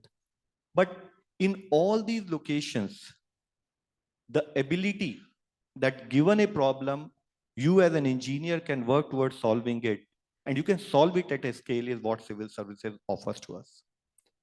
Why did I join civil services? I asked this to my father when I was preparing for civil services. And I think what he said is true even today. He said the respect, the day you join civil services, the respect you will get and the faith you will get from community, you probably will have to work very bad to lose that respect. So you can start with a very positive frame of reference to deliver. That is what civil services offers to us. Third important aspect. If you want to ever work at scale, create an impact, and also do innovation, because you work in multiplicity of location, multiplicity of departments, and multiplicity of challenges, that ability to innovate, if you want to satisfy that urge, civil services are the jobs. Another important aspect I would like to tell you. When I joined civil services, I was in Missouri, and we were called probationers, and there were 2-3 of us who became known as suit type probationers. Because I thought that, I'm become an IAS officer, I should wear suit. I had a lot of suits. And one day I got to know that I've been allotted Andhra card. It is another story. Then I called my tailor, please don't make another suit. After 3 months, 4 months being in Andhra, my shoes also went away. It became a sandal because it was so hot at times. And when you're working with community. But what I'm trying to highlight is, I remember going to a tribal area in the year 1998. And I went to a village and a poor lady touched my feet. I thought I should have actually sense of pride, but I had tears in my eyes. The reason being, because I thought, what is that lady asking me? She was only asking a pension of 75 rupees in the year 99, maybe around 1,000 rupees or whatever equivalent today. I'm sure all of us have dollar dreams and all of us think about big things in life. So why did I have tears in my eyes instead of that sense of pride that some elderly lady is touching my feet? It's because I realized this is what is my India. And this is what, because that 75 rupees probably made a difference in life and death for her at that point of time. Otherwise, why would she touch my feet? So if you really want to make an impact, while best things are happening in the world, there are challenges in this country. And if you really want to be a change agent, I think civil services are the jobs we should be talking about. Another important aspect I would like to highlight to you. I took a course in communication in IIT Delhi. And I remember still our professor telling me, you guys, you think you have come to become engineer? You're pretty smart. None of you will attend my class. And you'll mug up the last day and all of you will get A grade. But let me tell you guys that this is one course which is the most important course in life. And trust me, when I am working in field, when I am working in Government of India, I realize that yes, not only engineering, but all other set of courses which IIT teaches us, they become very important. Let me give you a very recent example. When we were dealing with COVID, had we not been able to communicate to society, what are the challenges and what are the precautions, where would we have gone? So my request to you is that when we are working with the engineering approach, we also need to understand all courses related to humanities, be it we talked about number crunching, we talked about economics, we need to learn all other associated courses so that as and when we become civil servant, we still feel better equipped to manage better than others. So that there is an element of healthy competition which exists amongst all of us as civil servants when we are working together. Two other aspects I would like to highlight. I think all of us, while obviously work has been done by all the doctors across the country, work has been done by all paramedics across the country, including from a teacher to A&M to everyone in this country while managing COVID. I can safely say it was an engineer which was the front face of COVID, who was from your IIT. Which means that if you are willing to take that coordinated approach, and I still remember Apur sir guidance was there, Jaideep sir was helping us from Ministry of IT. So what I also learned during that process is that whole of government and whole of society is what probably where every sector of society, if we can bring them together, we can make an impact. And it is no mean task to highlight to you, we don't talk about it outside, but cases per million and deaths per million, we are 1/10 of United States, Italy, and Europe. This is what India has achieved. And I am proudly comfortable to highlight that there was an engineer which had some role to play in that. And so that is why all of us given, because government will give you options to work in multiple fields. And as long as you're willing to take those challenges and willing to work as a team member, you will learn a lot and you will be able to make an impact. Last point. Few of you raised hand that you want to prepare for civil services. I'm generally known to discourage people to prepare for civil services. Because I have realized that the exam, you cannot be very sure whether you'll get through or not, because they're equally competent children who are sitting for that exam. But I have a selfish interest here. I'm sitting in my alma mater. I'm sitting in my institute. My request is, if any one of you are preparing for civil services, please give in your best shot. Work very hard. Don't think I have to give second attempt. Think that way. Yes, if God forbid you may have to give another attempt, please give. But when you are preparing, please work to your hardest extent. Crack this exam. I think crack is the word which has been used today, typical IIT lingo. And be part of our team to contribute to society. Thank you very much. Thank you, sir. I think, sir, you said it rightly, that satisfaction from what we get, seeing the changes what we can make to the society is one of the biggest reward for this service, sir. Thank you, sir. Now I'll request Manoj, sir, please address us. Thank you, Pushpin. My job becomes very difficult because with such experience that here on the dais and the panelists for this, I think it becomes very difficult to not agree with what has been said, but I would like to definitely give you a perspective. As it was said here, that once an IITian, always an IITian. So this is something all of us would have witnessed during our public service career, that we took pride in introducing ourselves as IITians, despite the fact that we were wearing tags like IAS, IPS, or whatever the services we were serving in. So when you move out of IIT, definitely you will move out of IIT, but IIT will not move out of you. Just note that. So the first thing that I can say is that we should cherish the time spent here. It is not the degree that we get here. Many of us will digress and take up careers which don't utilize the degree that we'll get here. But many, many more things which we get from this campus here, from our teachers here, from our friends, colleagues, hostel life and everything, that takes us long, long way ahead.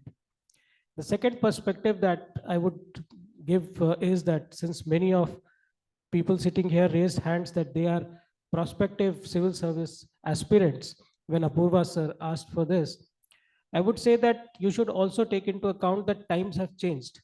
All of us sitting here on the dais are talking of success story which we created 30 years back. And in 1991, when liberalization started happening and the options started coming in, I think we were in 96, 97 batches were the ones which had already started seeing multiple options coming in other than civil services. In 80s and 70s, of course, there used to be the career and which used to be the civil services. But we started seeing many parallels. And therefore, if you are making a choice to be in civil services today, it has to be a very, very well-informed choice driven by passion. It is not just a career that you're looking at, because career-wise, you will definitely get much more options, much better earning options, and much diverse options. There was a time when this career as a civil servant used to give you opportunities of so many perks, traveling abroad and all that, which you can now find in many other careers. So if you choose to be in public service, it has to be passion driven. And especially for IITians, because 5 years, 10 years down the line, you will start seeing your colleagues settling down with much better maybe packages or success that you may see. And when you start comparing on those parameters, you may feel yourself as left out. That should not happen. And that will not happen if you have taken this choice strongly as a passion, as something, as Love was saying, as something not to just get some entitlement or some respect or something, but to serve the people. Still in this country, there is so much to be done to bring people at par, to raise them from below poverty lines, to provide various facilities, services, and all that. So you will have enough to work for. But if that is not your passion, then definitely this may not be the right career. Then spending 4, 5, 6 years after passing out from here, taking multiple attempts, trying your best to get into the civil services may not be a very good idea. Then you can probably look for many other options which are today available, which were not available 20, 30 years back. The third perspective that I can give is that IITians in civil services, in public services, they are definitely much sought after, for simple reason that we are now full blown into a technology age, with artificial intelligence coming in, with everything getting computerized. Earlier, the approach was my BAP approach. The government used to give, and people were waiting for government to give them something, scholarships, pensions, and so many other things, old age pensions, welfare schemes and all that. Today, things are more citizen centric, and technology has definitely created a platform where people can ask as an equal. So IITians with that scientific bent of mind, without training in the areas, not necessarily computer science or IIT, but in general, working with scientific temperament, they can definitely bring in new innovations in governance.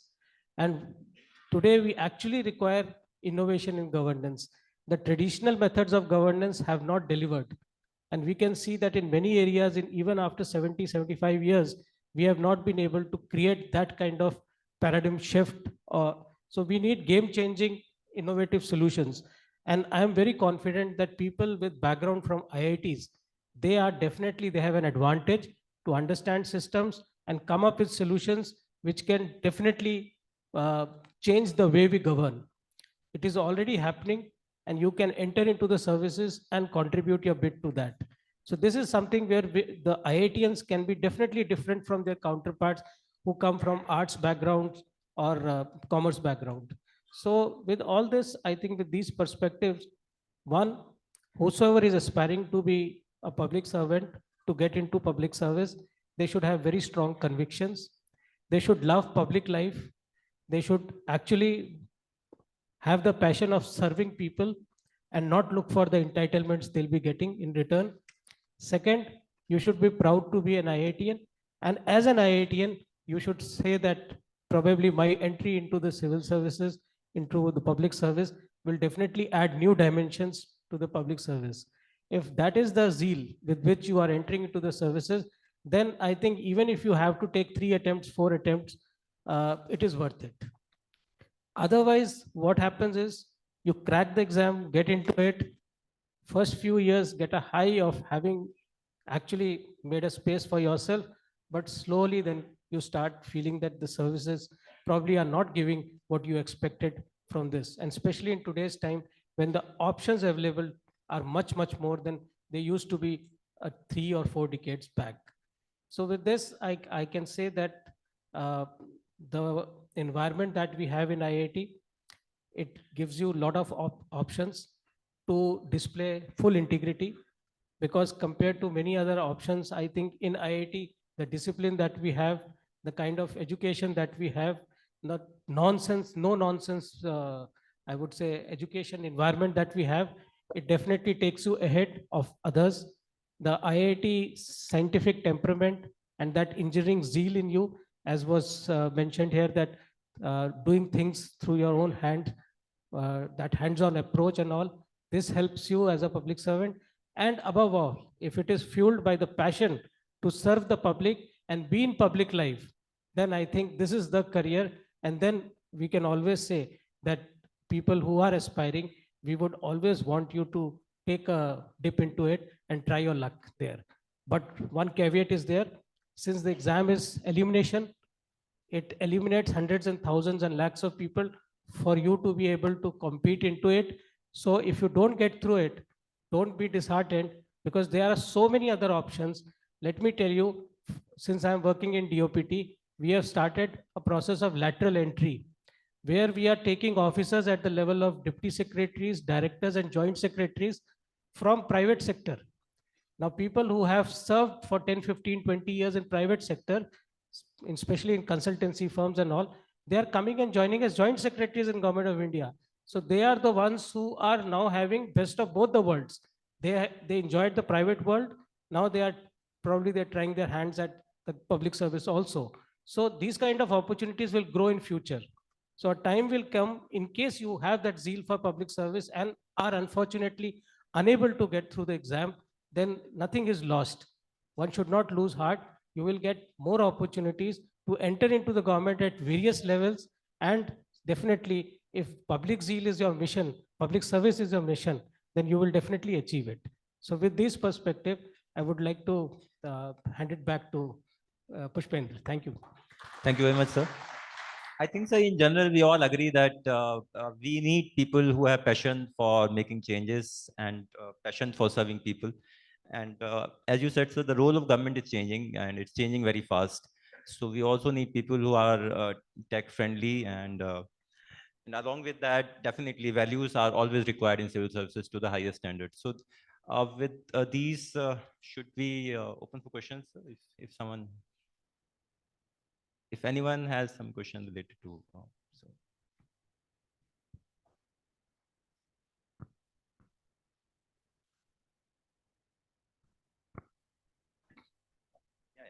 Thanks. Thanks.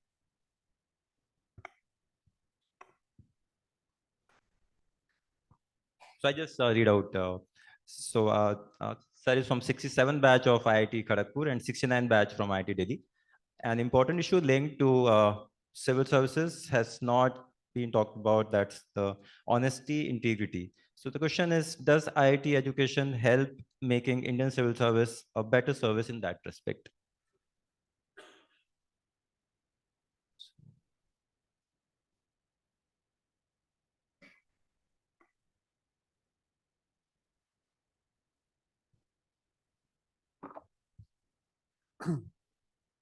I think to say that the best civil servant will be only from IIT may not be correct, but then IITians definitely have an advantage in the background that, as I said, society is becoming more technology based. And I am reminded of an old report of a US Commission of Education, US Commission of Education, which was written in 1971. I read that report in American Society of Civil Engineers Journal, which I used to read in library while preparing for civil services exam. So while preparing for my subject, in between, I will read American Society of Civil Engineers Journal. In that, I found that.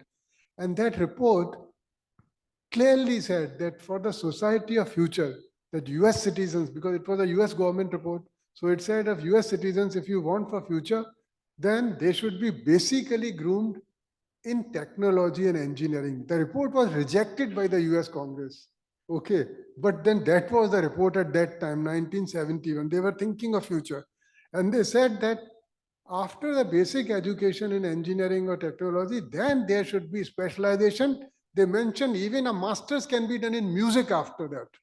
Okay, so that was a radical solution given at that time. So taking cue from that, and I still feel when I see certain courses like in Carnegie Mellon, sir has done economic policy, and said there is a college, Heinz College in Carnegie Mellon, which offers 3 courses. So public policy, computer science, and then music and drama, theater, I think. So it's like that. So, and as far as civil, whether how an IITian can make better civil servant, I'll only say this, that from my own experience, that when I was made head of rural development department, I made certain changes in the designs of primary school buildings and panchayat ghar buildings and all. By simply changing one thing, I didn't change too much because that may not be acceptable to people because of given the situation as it is on the ground. So I simply changed from angular truss to tubular truss, knowing very well my civil engineering knowledge that a tubular truss is a better way to handle stress. So that itself, added something. And then by accident, if you are posted to a organization like I by accident got posted as member of National Highways Authority of India. So there I utilized highway engineering was my elective, and I could utilize entire my highway engineering knowledge in that. And some of the recommendations we made in road safety at that time are now under implementation. So contribute that way, civil servants and IITian can make better civil servant. I will say that in general, but that doesn't mean exclusively that they will be the best civil servants. Thank you. Would you like to, sir?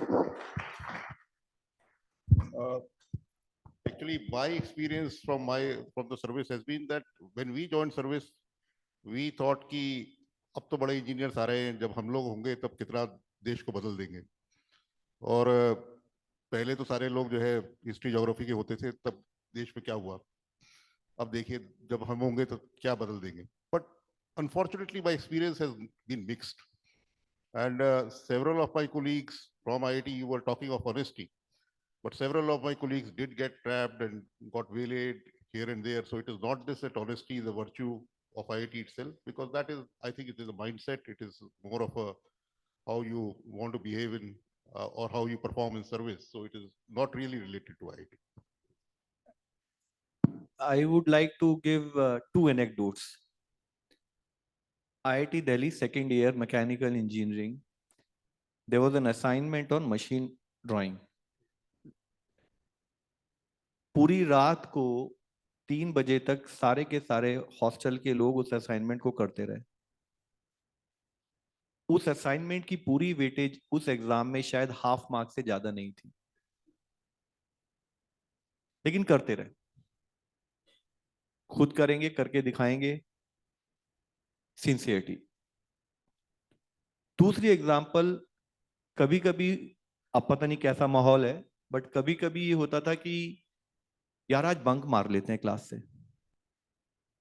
2 लोगों ने कहा bunk मार लेते, तीसरा खड़ा होगा बोलेगा, I still remember my classmate name Atul Vij, mechanical engineering. वो कहेगा तेरे माँ बाप ने किस लिए भेजा भाई, पढ़ने भेजा है ना, तुम्हें जाना है तुम जाओ, मैं तो बैठूंगा. कुछ कोर्सेज के अलावा होता क्या था कि खुद को शर्म आती थी कि वो बंक नहीं मार रहे हैं आधे से ज्यादा, तो मैं कैसे बंक मारूंगा, वो आगे निकल जाएगा, मैं भी बैठ जाऊं. What I'm trying to highlight to you, as sir has already mentioned, though it is not a guarantee, it is an individual's decision, individual's approach. An approach which may be very good in IIT may get changed with time if you get into bad habits. So we probably cannot generalize, but we can always say, if you maintain that same approach, if you maintain that same level of sincerity, you would definitely be much, much better than others. My only request is, we do not judge people. Others are bad, we cannot say. But yes, we need to remain consistently good is what we need to work on.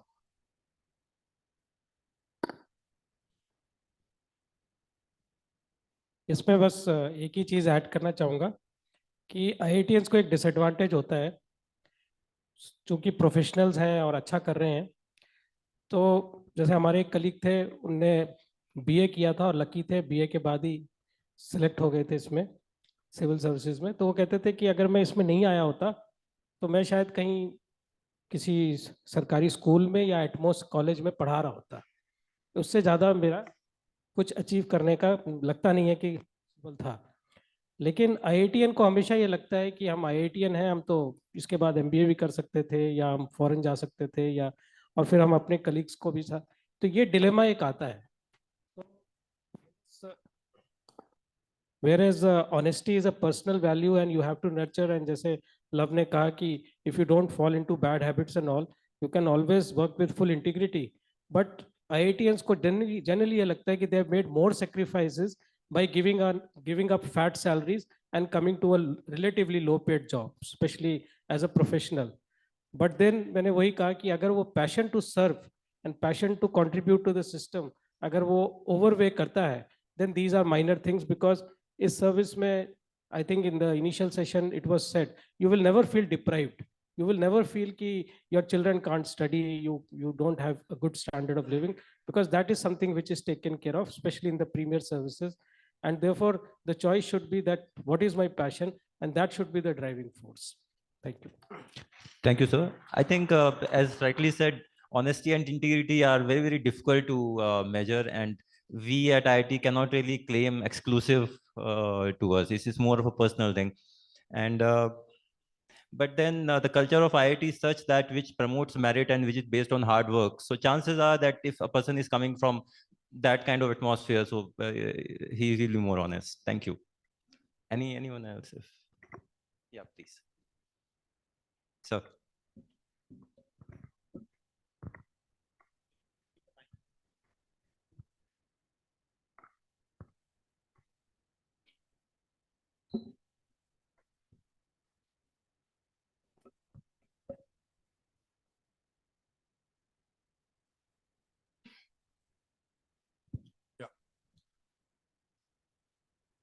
I'm Professor A.K. Gosai. I'm an alumnus, as well as I was a faculty member, now I'm superannuated. And there's a very nice debate going on. And the theme I thought was the sustainable development and associated aspects and how we can really benefit the country through our engagement. Since I belong to the water resources area, I feel the country needs attention when we talk of sustainable development and all the associated goals. The water is the most impacted resource, which we have to, as a country, we have to really take care of very well. Now, what I was expecting was that where the role of people like you can lead the country to somewhere closer to the developed countries. What has happened in the developed countries is the gap which is between the industry and the academia, that has been reduced.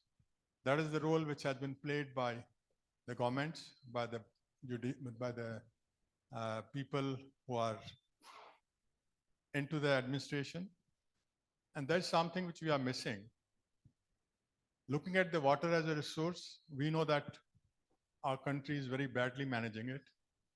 We are seeing it in the reflection that every basin is having the groundwater table going down year after year. But this is a resource. If we don't take care of this, we might not be in a position to really do the development which we are envisaging or which we are targeting, irrespective of whichever sector you are talking of.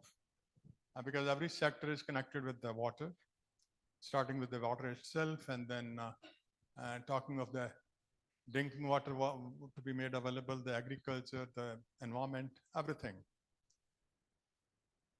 I feel you need to look at what we are missing. The integration is the key.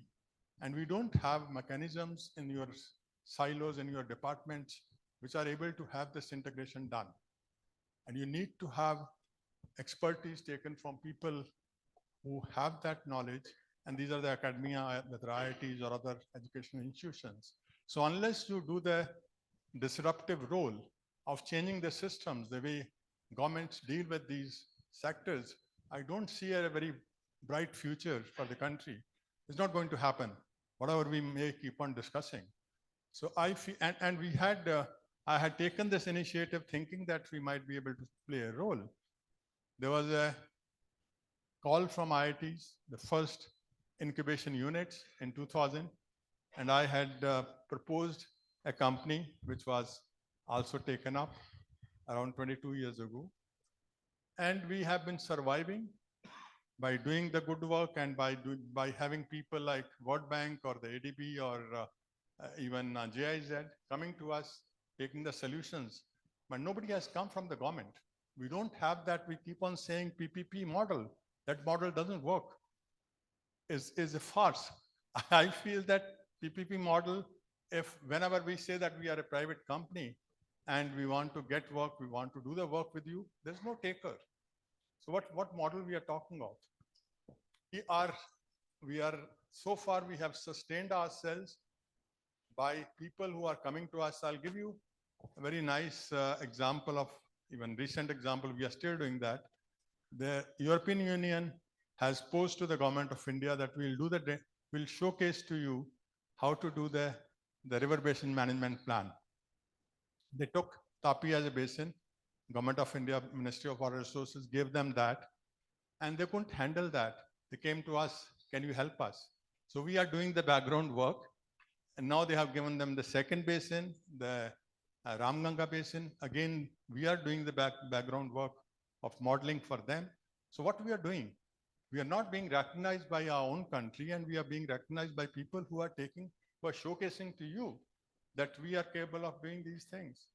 I think same is true for government of Delhi. They asked us to make the drainage master plan for Delhi. I was heading the department at that time. I involved 6 of my colleagues and asked them that we are sitting in Delhi. Can we contribute something back to the Delhi as a city? Let's look at why we are getting flooded every with a small rainfall also. This is our basically core area. And they agreed. They had floated that tender to the open tendering system, and they had got around 11 crore or 12 crore what will be the charges taken by them. I convinced my faculty colleagues that let's do it without taking any cost. Let's do it by just taking the money which we need to Excuse me, sir. put our people. Sir, can you please come to the question as we have limited I'm time not, and this we is are not a running out of question. time? This is a very serious thing we are discussing. Sure. And this is a comment which is very important for the people who are sitting in front of here. I think, I mean, if you want me to stop, I'll stop. We have actually limited time. Just I know that, but I think if we are tackling some issue, unless we understand that issue, then there's no point in having these discussions. I'll just take one more minute. What I'm trying to convey is that we did that. We hardly took any money. I think 80 lakhs were taken. We did the simulation of the whole Delhi, gave it back to Delhi government, asked them, our only requirement was that the departments of Delhi irrigation and flood control, they should work with us, get their capacity built up so that they can take over from us whatever we have done. It can be used for the benefit of Delhi. We did that, and there was no taker, despite our having the training done for all those departments. There's nobody able to handle that. We are talking of future technologies. All that was given. So I think their problems are elsewhere. We have to really look at seriously that what is needed to really take our country to the next level, where we can really help the departments, where we keep on saying that this silo should be removed, but somebody has to do that. So we are still doing that. We have now in the R&I park, we have been given space, and we are willing to really help anybody who wants us to really help in that direction, because I feel that the systems are not in place where the technologies can be really uptaken by for the concerned problems. I'll stop here. Thank you. Thank you very much, sir, for raising the issues. I think a couple of issues were raised. One, how do we manage resources? You referred water resources. There could be other resources, and there's always a dilemma whether how much is to be used and how much is to be preserved. Second, what government can do with private sector as well as academia. This is so I think, in my opinion, it has increased in past few years significantly. And third issue, which is related to what you have said in PPP mode, and this is always a question before the bureaucracy. So how much rules are important, how much result is important? Now, this is one balance one need to make. I think with these, I would request her to. Of course, I remember you, Professor Gosai. You were my professor. And your course did hold me in very good state when I joined in Maharashtra, because Maharashtra, wherever I was posted, it is a water-starved state. And the course on water resources, because when we joined in 1991, everywhere it was, the buzzword was watershed development, because it had undergone a major drought. And watershed development was the buzzword for my, I think, 6-7 years, my initial 6-7 years of service till I was collector. And what I found was there that, yes, I mean, of course, from your teachings that watershed development, then we should have a watershed map and how much water is there, water intensity, the flow maps and all that. But practically the engineers of the state departments, the way they would be working, they get a budget in a year and they have to spend it. And irrespective of, I mean, I was posted in I was collector of a district called Sholapur, which was 100% drought prone district, but of course now it has the maximum number of sugar factories in the country, despite being a drought-prone district. And every year, almost 50 to 100 crore at that time would be spent on EGS works, Employment Guarantee Scheme works, and the money has to be spent. So they would just not look at whether earthwork, if it is to be done, whether there is going to be water or not. Earthwork is just done to provide employment and to provide just to spend the money, not really to save the water or to conserve the water, because the water itself is not there, and that calculation has not been done whether water is ever going to come in that dam or check dam ever. But that is how practically it works. Coming to the second issue which you raised regarding the PPP and the interaction, I cannot really comment on your experiences in your particular company, but I can give a reverse example also. When I was in Ministry of Petroleum, and at that time we were facing a unique problem because of adulteration. Adulteration in is a unique problem of our country because naphtha is used to adulterate petrol and kerosene is used to adulterate diesel, and the price differential was substantial, so it was done. It is not a problem of Europe. It is not a problem of USA. But here it happens. That time somebody came out with a marker, some European company, they gave us a marker that if you put it in kerosene, you can detect adulteration. And with some this thing. But since it was a single manufacturer in the world, for a 50 crore marker, that marker was procured by Indian Oil, Bharat Petroleum, and Hindustan Petroleum. And almost 500 pumps were caught within a short period doing adulteration. Then somebody, because there were a lot of interest involved, they approached CBI and something, why the single tender happened? Why have you taken from a single source? And for that 50 crore procurement, even the Secretary Petroleum was held up by CBI. I was Joint Secretary. I came to IIT Delhi. I met the head of Department of Chemical Engineering. I saw Professor Ranjan Ray also. He is corrected on the VC. We approached CSIR. We approached Indian Institute of Petroleum. Develop a marker for us. Money is not a constraint. Indian Oil, Bharat Petroleum can give any amount, but it didn't happen. So it works both ways. A technology which you want, probably that may or may not be available. Academia may work on those issues or may not. So it cuts both ways. That is what I just wanted to say. Thank you, sir. Sir.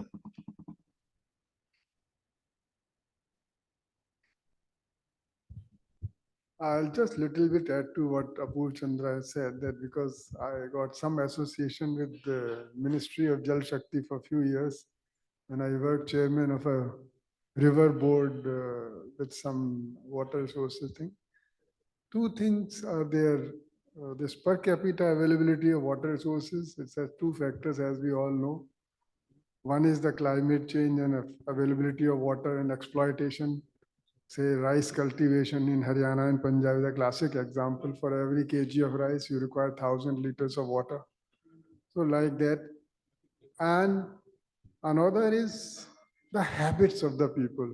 Now that educational approach we have forgotten, we haven't taken. So per capita consumption per liter LPCD, what we call liters per capita per day, that has increased in India over the years since independence, since 1950 now. Earlier, we were still taking that time also bath, and now also we are taking bath, but now our consumption is more. And at the same time, population is also more. So these aspects are there. So like I had been associated with an NGO, and once we conducted in an engineering college a workshop, and we asked, here so many students are there. If I ask them to ask, how I will just ask them to raise hands. How many you get up before 6 a.m.? You just raise your hands. See, only in this hall, 5 hands I am seeing. Only they get up before 6 a.m. So this is a matter of habit. So our habits also influence the water consumption and the pressure on water resources. So this educational component is to be taken care of.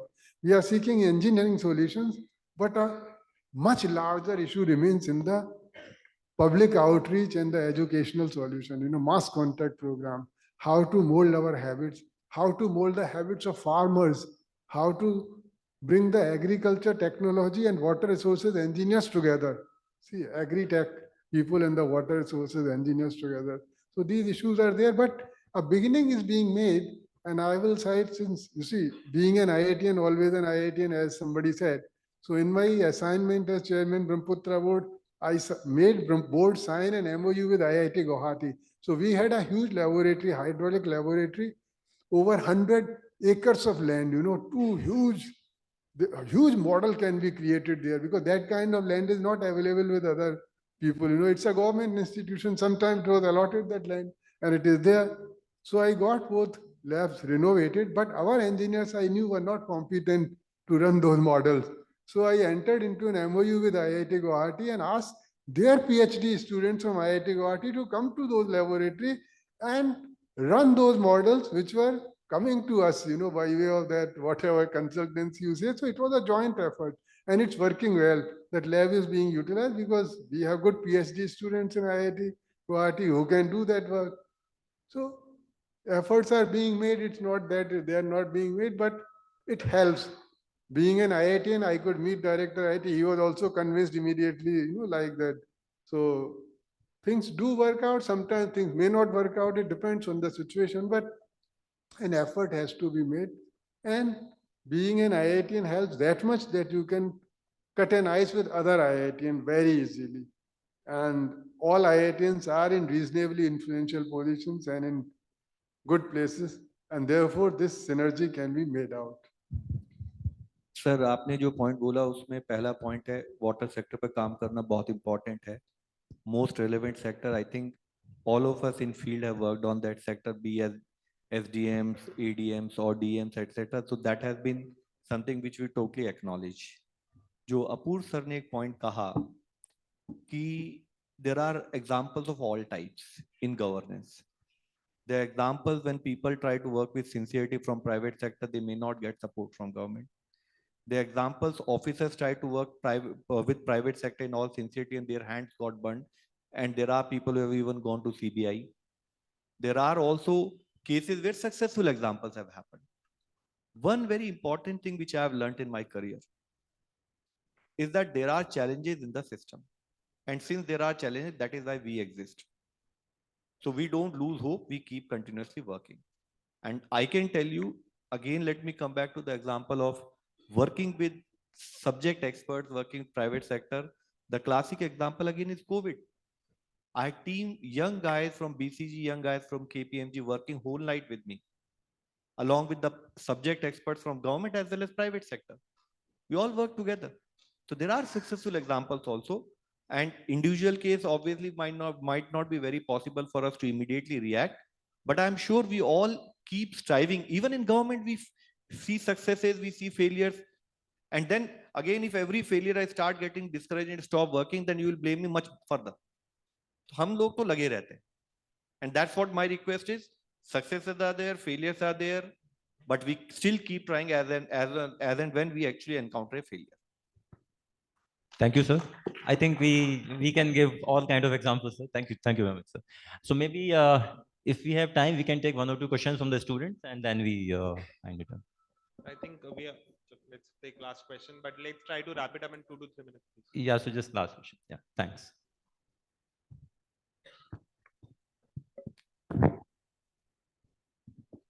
Good evening, sir. My question is, what are the challenges of working with changing political leaderships? Like, what are the challenges you face? Challenges with Changing political change in leadership. political leadership. Okay. Yes.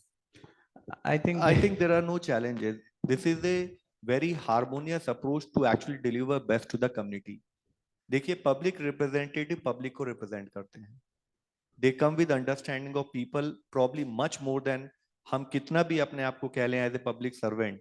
जितनी हमारी learning या understanding होती है उससे ज्यादा learning और feedback public का उनके पास होता है. The moment we start looking at this relationship as an adversarial relationship, you'll always fail. You have to look at this relationship जैसे जिन पब्लिक रिप्रेजेंटेटिव के साथ पिछले 27 साल में मैंने काम किया है. I have only learned from them because they have the grip of people. And then rule position wise उनके साथ coordinate करके हम समाज के लिए अच्छा कैसे करें वो हमारा एक combined team बनाने का कार्य है. तो it is never an adversarial relationship. अगर आप negative approach शुरू करेंगे तो negative result मिलेगा.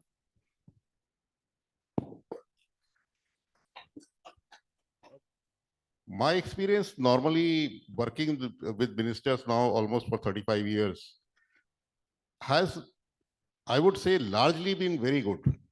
And they always appreciate good work and they never obstruct if somebody is doing well. अगर आप काम अच्छा कर रहे हो, because they also want कि जो है they should please their constituency, they should get the work done and they should get something to show to their constituency. Most of them are not, they don't go into details, but they would like good things to happen. There are of course few instances where times where conflict happens. मेरे भी 2-4 बार transfer हुए, इधर उधर हुए, वो सब होता है. But then on the whole, I would say that the experience has been good. I won't say कि what we read in the press is absolute correct.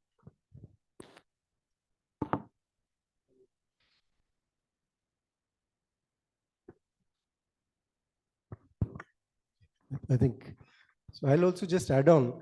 I think while the question that you're basically driving from is that since we are all civil servants, public servants, we have job securities and the permanence that comes along with a civil service position, I think gives us the kind of a thing that we should be able to maintain some balance as well as independence in our style of functioning. Whereas you basically are driving at a point that because of change in political leadership, there will be a situation or a scenario that one may have to change the course of functioning the way we have been functioning whenever there is a change of political leadership. So I think while what you are saying basically tends to indicate towards that, the basic change or the basic, I would say, the difference in what you would perceive and what actually happens is that, and I think what Love also mentioned is that the political leadership is the one which has its ears and its hands at the grassroots level. And they are the ones who are able to bring forth to a civil servant at times, because every time a civil servant, especially in our positions, is not able to go out to the public or a citizen at the lowest level, but they are the ones who are able to bring back that kind of a feedback to us. And being a civil servant, it is whereas independence and all those that you would attribute to a civil servant, adaptability and incorporation, accommodation of what the inputs that are being given to you is one of the qualities that are essentially required of all of the civil servants that are there. And so that we are able to live up to what is expected by the lowest level person at the grassroots. So I think there is absolutely no dichotomy in what you are thinking and change of leaderships. The functioning, the style, we would also require to adapt to that requirement. But basically, if you look at both the political leader, the expectations are at all times driven from what is required at the grassroots level. So I think that is where we all need to basically come and flow onto that. When the stream is flowing, we all also flow in that. But that is all. And one thing you also need to remember is that the expectations of the public, the expectations of the people at lower are also rapidly changing always. And what they were expecting, I think Love also mentioned that initially it may be 75 rupees and all. And the public service deliveries that have happened, the quality, the standards that people expect now are much more different and much more stringent than what they were expecting 25, 30 years down the line. So the political leadership is one of those important, I would say, mechanism through which this information flows back to the civil servants, to the bureaucracy at the levels who are sitting essentially at the armchairs at the moment now. At the field level, I mean, we make an effort and go down to the field, but essentially we are now driven more and typically the word bureaucracy as it says, and trying to make policies. But this is the feedback mechanism that comes in and completes the entire loop. So thank you. So I think by and large, there are no major challenges in that. Yeah, sir would like to add something. So barring one transfer here and there, otherwise there's no major issue. I'll just address to aspirants of the civil services and just information flowing out from this question that those who are aspiring to join IAS and IPS in which the state cadres are allocated, I'll say that you will be better off professionally and more satisfying career you may have if you are an outsider in a cadre. Because if you are an insider, you come from the same social milieu, you are labeled, you belong to this social group, you belong to that place, you do this, your father or forefather was like this. So then the assessment becomes colored, and then your professional things are questioned because of your background. But if you are an outsider in a cadre, then you are taken at a professional face value. If you are doing good work, your social background doesn't matter from which social background you are coming. This is a practical thing, which all human beings, we are prone to this, and politicians are no exception, and we are no exception to that also. We also are happy to meet a fellow IITian. That's it. Thank you very much, sir. And thanks, everyone. Thank you, all the panelists. I think with this we conclude. Thank you. Thank you, all the panelists. I would invite Mr. Pankaj Kapadia, Secretary, Alumni Association, to give a vote of thanks to the panelists.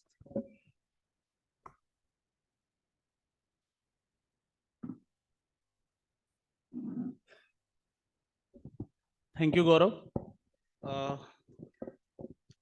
First and foremost, I would like to thank all of you for joining us here today.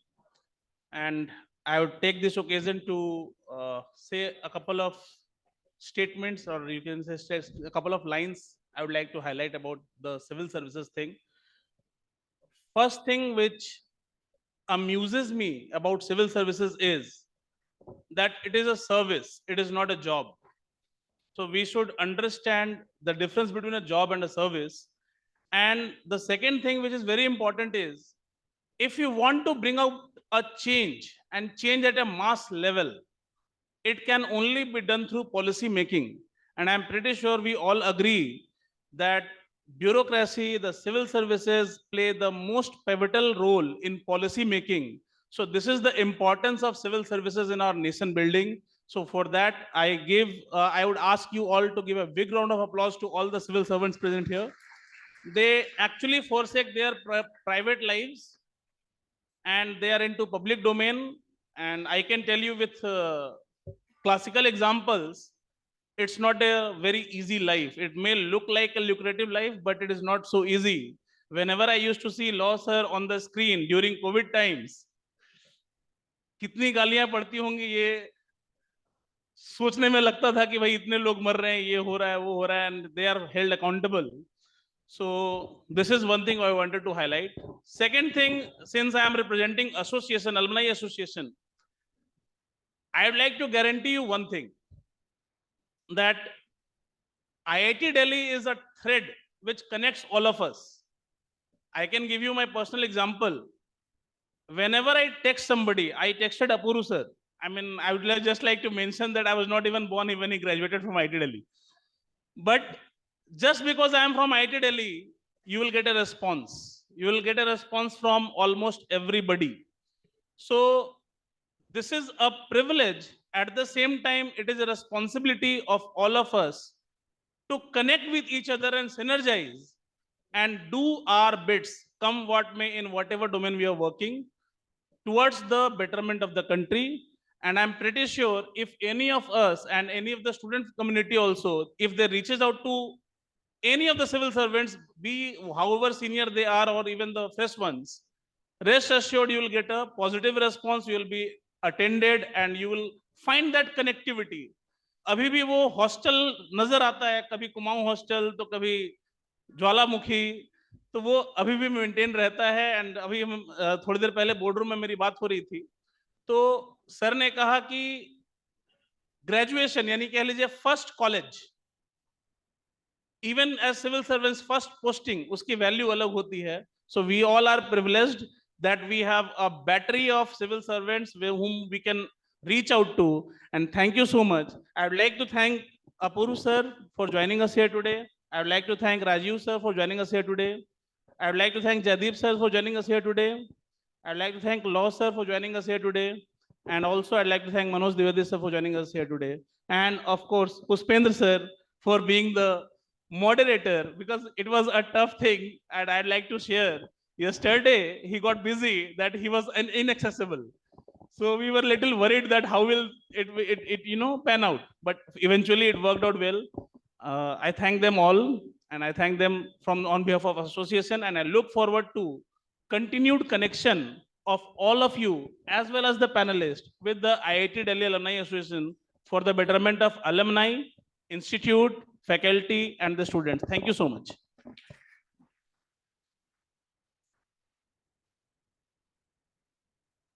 Sir, I would request you people to just stay for a couple of more minutes. We'd like to finish.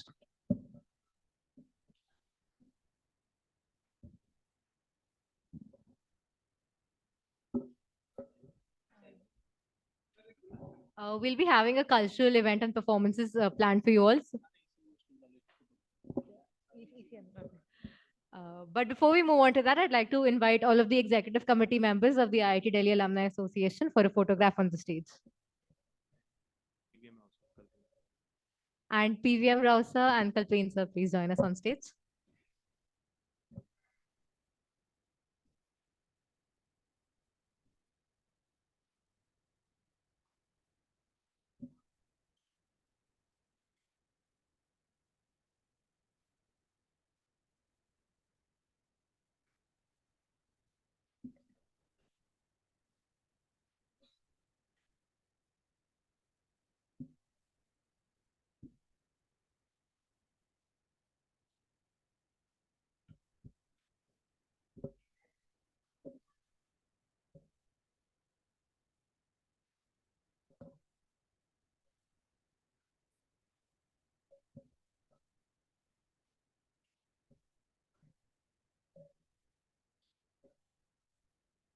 Thank you, everyone.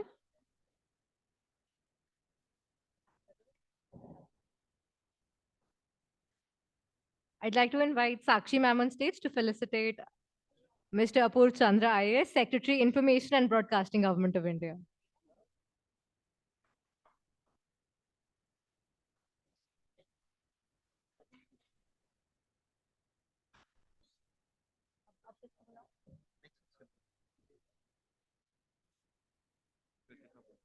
Mr. Rajiv Yadav, former Secretary, Government of India.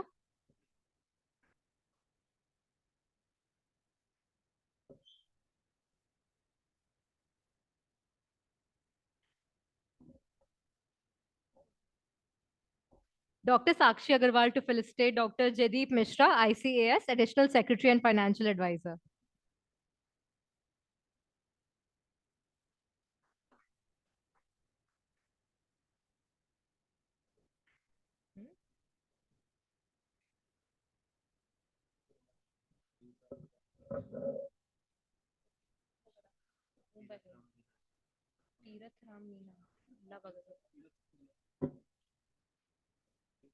I invite Tirath sir on stage to felicitate Mr. Love Agarwal, IAS Resident Commissioner. To felicitate Dr. Jaideep Mishra, ICAS.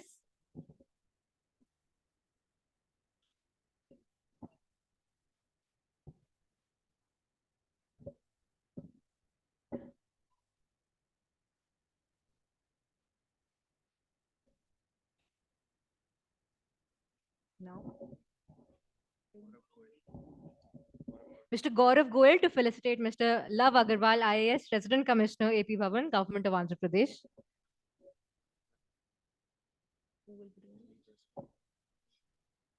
They'll both be doing it. Okay. And moderator.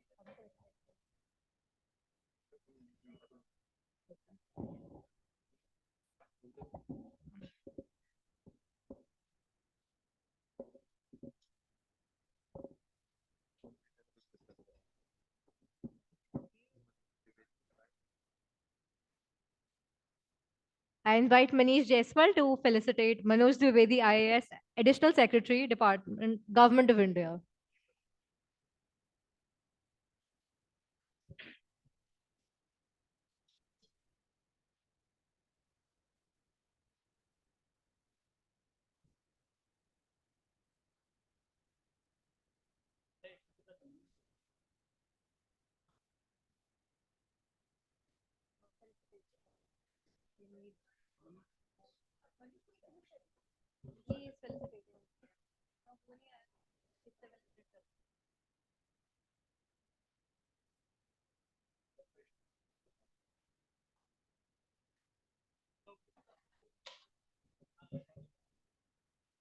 And I'd like to invite Kritika Gupta ma'am to felicitate Mr. Pushpendra Rajput.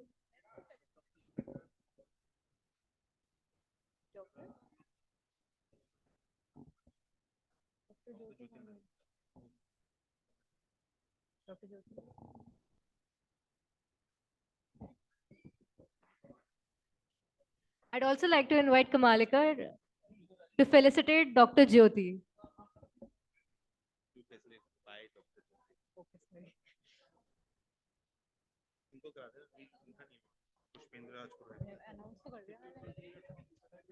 I'd like to invite Kritika Gupta ma'am to felicitate Pushpendra Rajput sir, IAS, our exemplary moderator for today.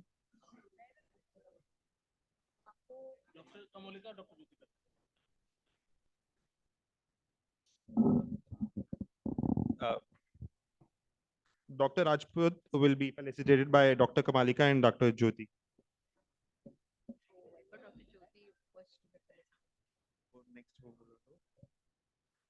Cultural event.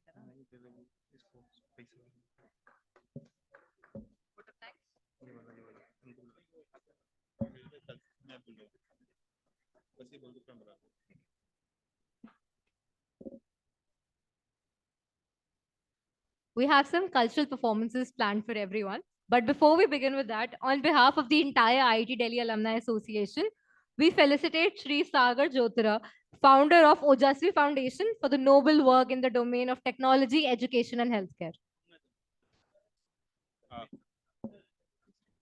I would request Kalpen Shukla sir to please felicitate Mr. Sagar.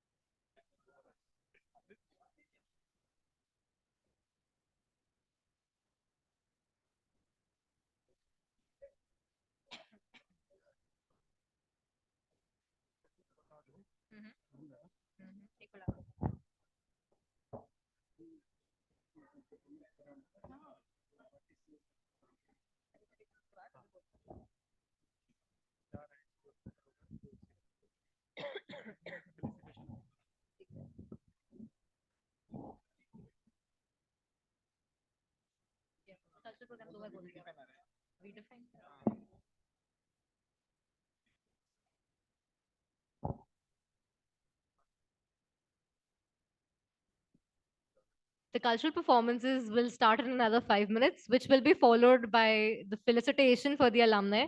All of the alumni present here.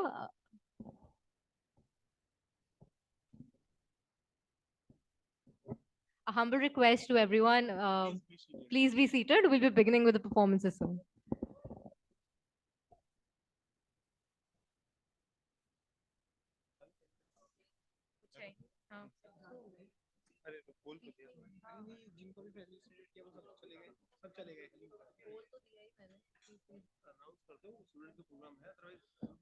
Hey, there's a students program. Please stay back.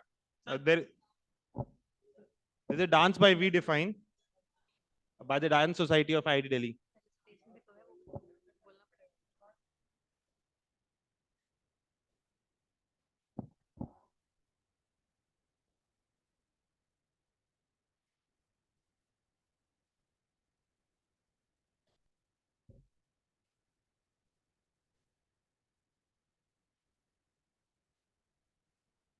For all the civil servants who are present here, there is a felicitation ceremony which will be followed after the cultural performances.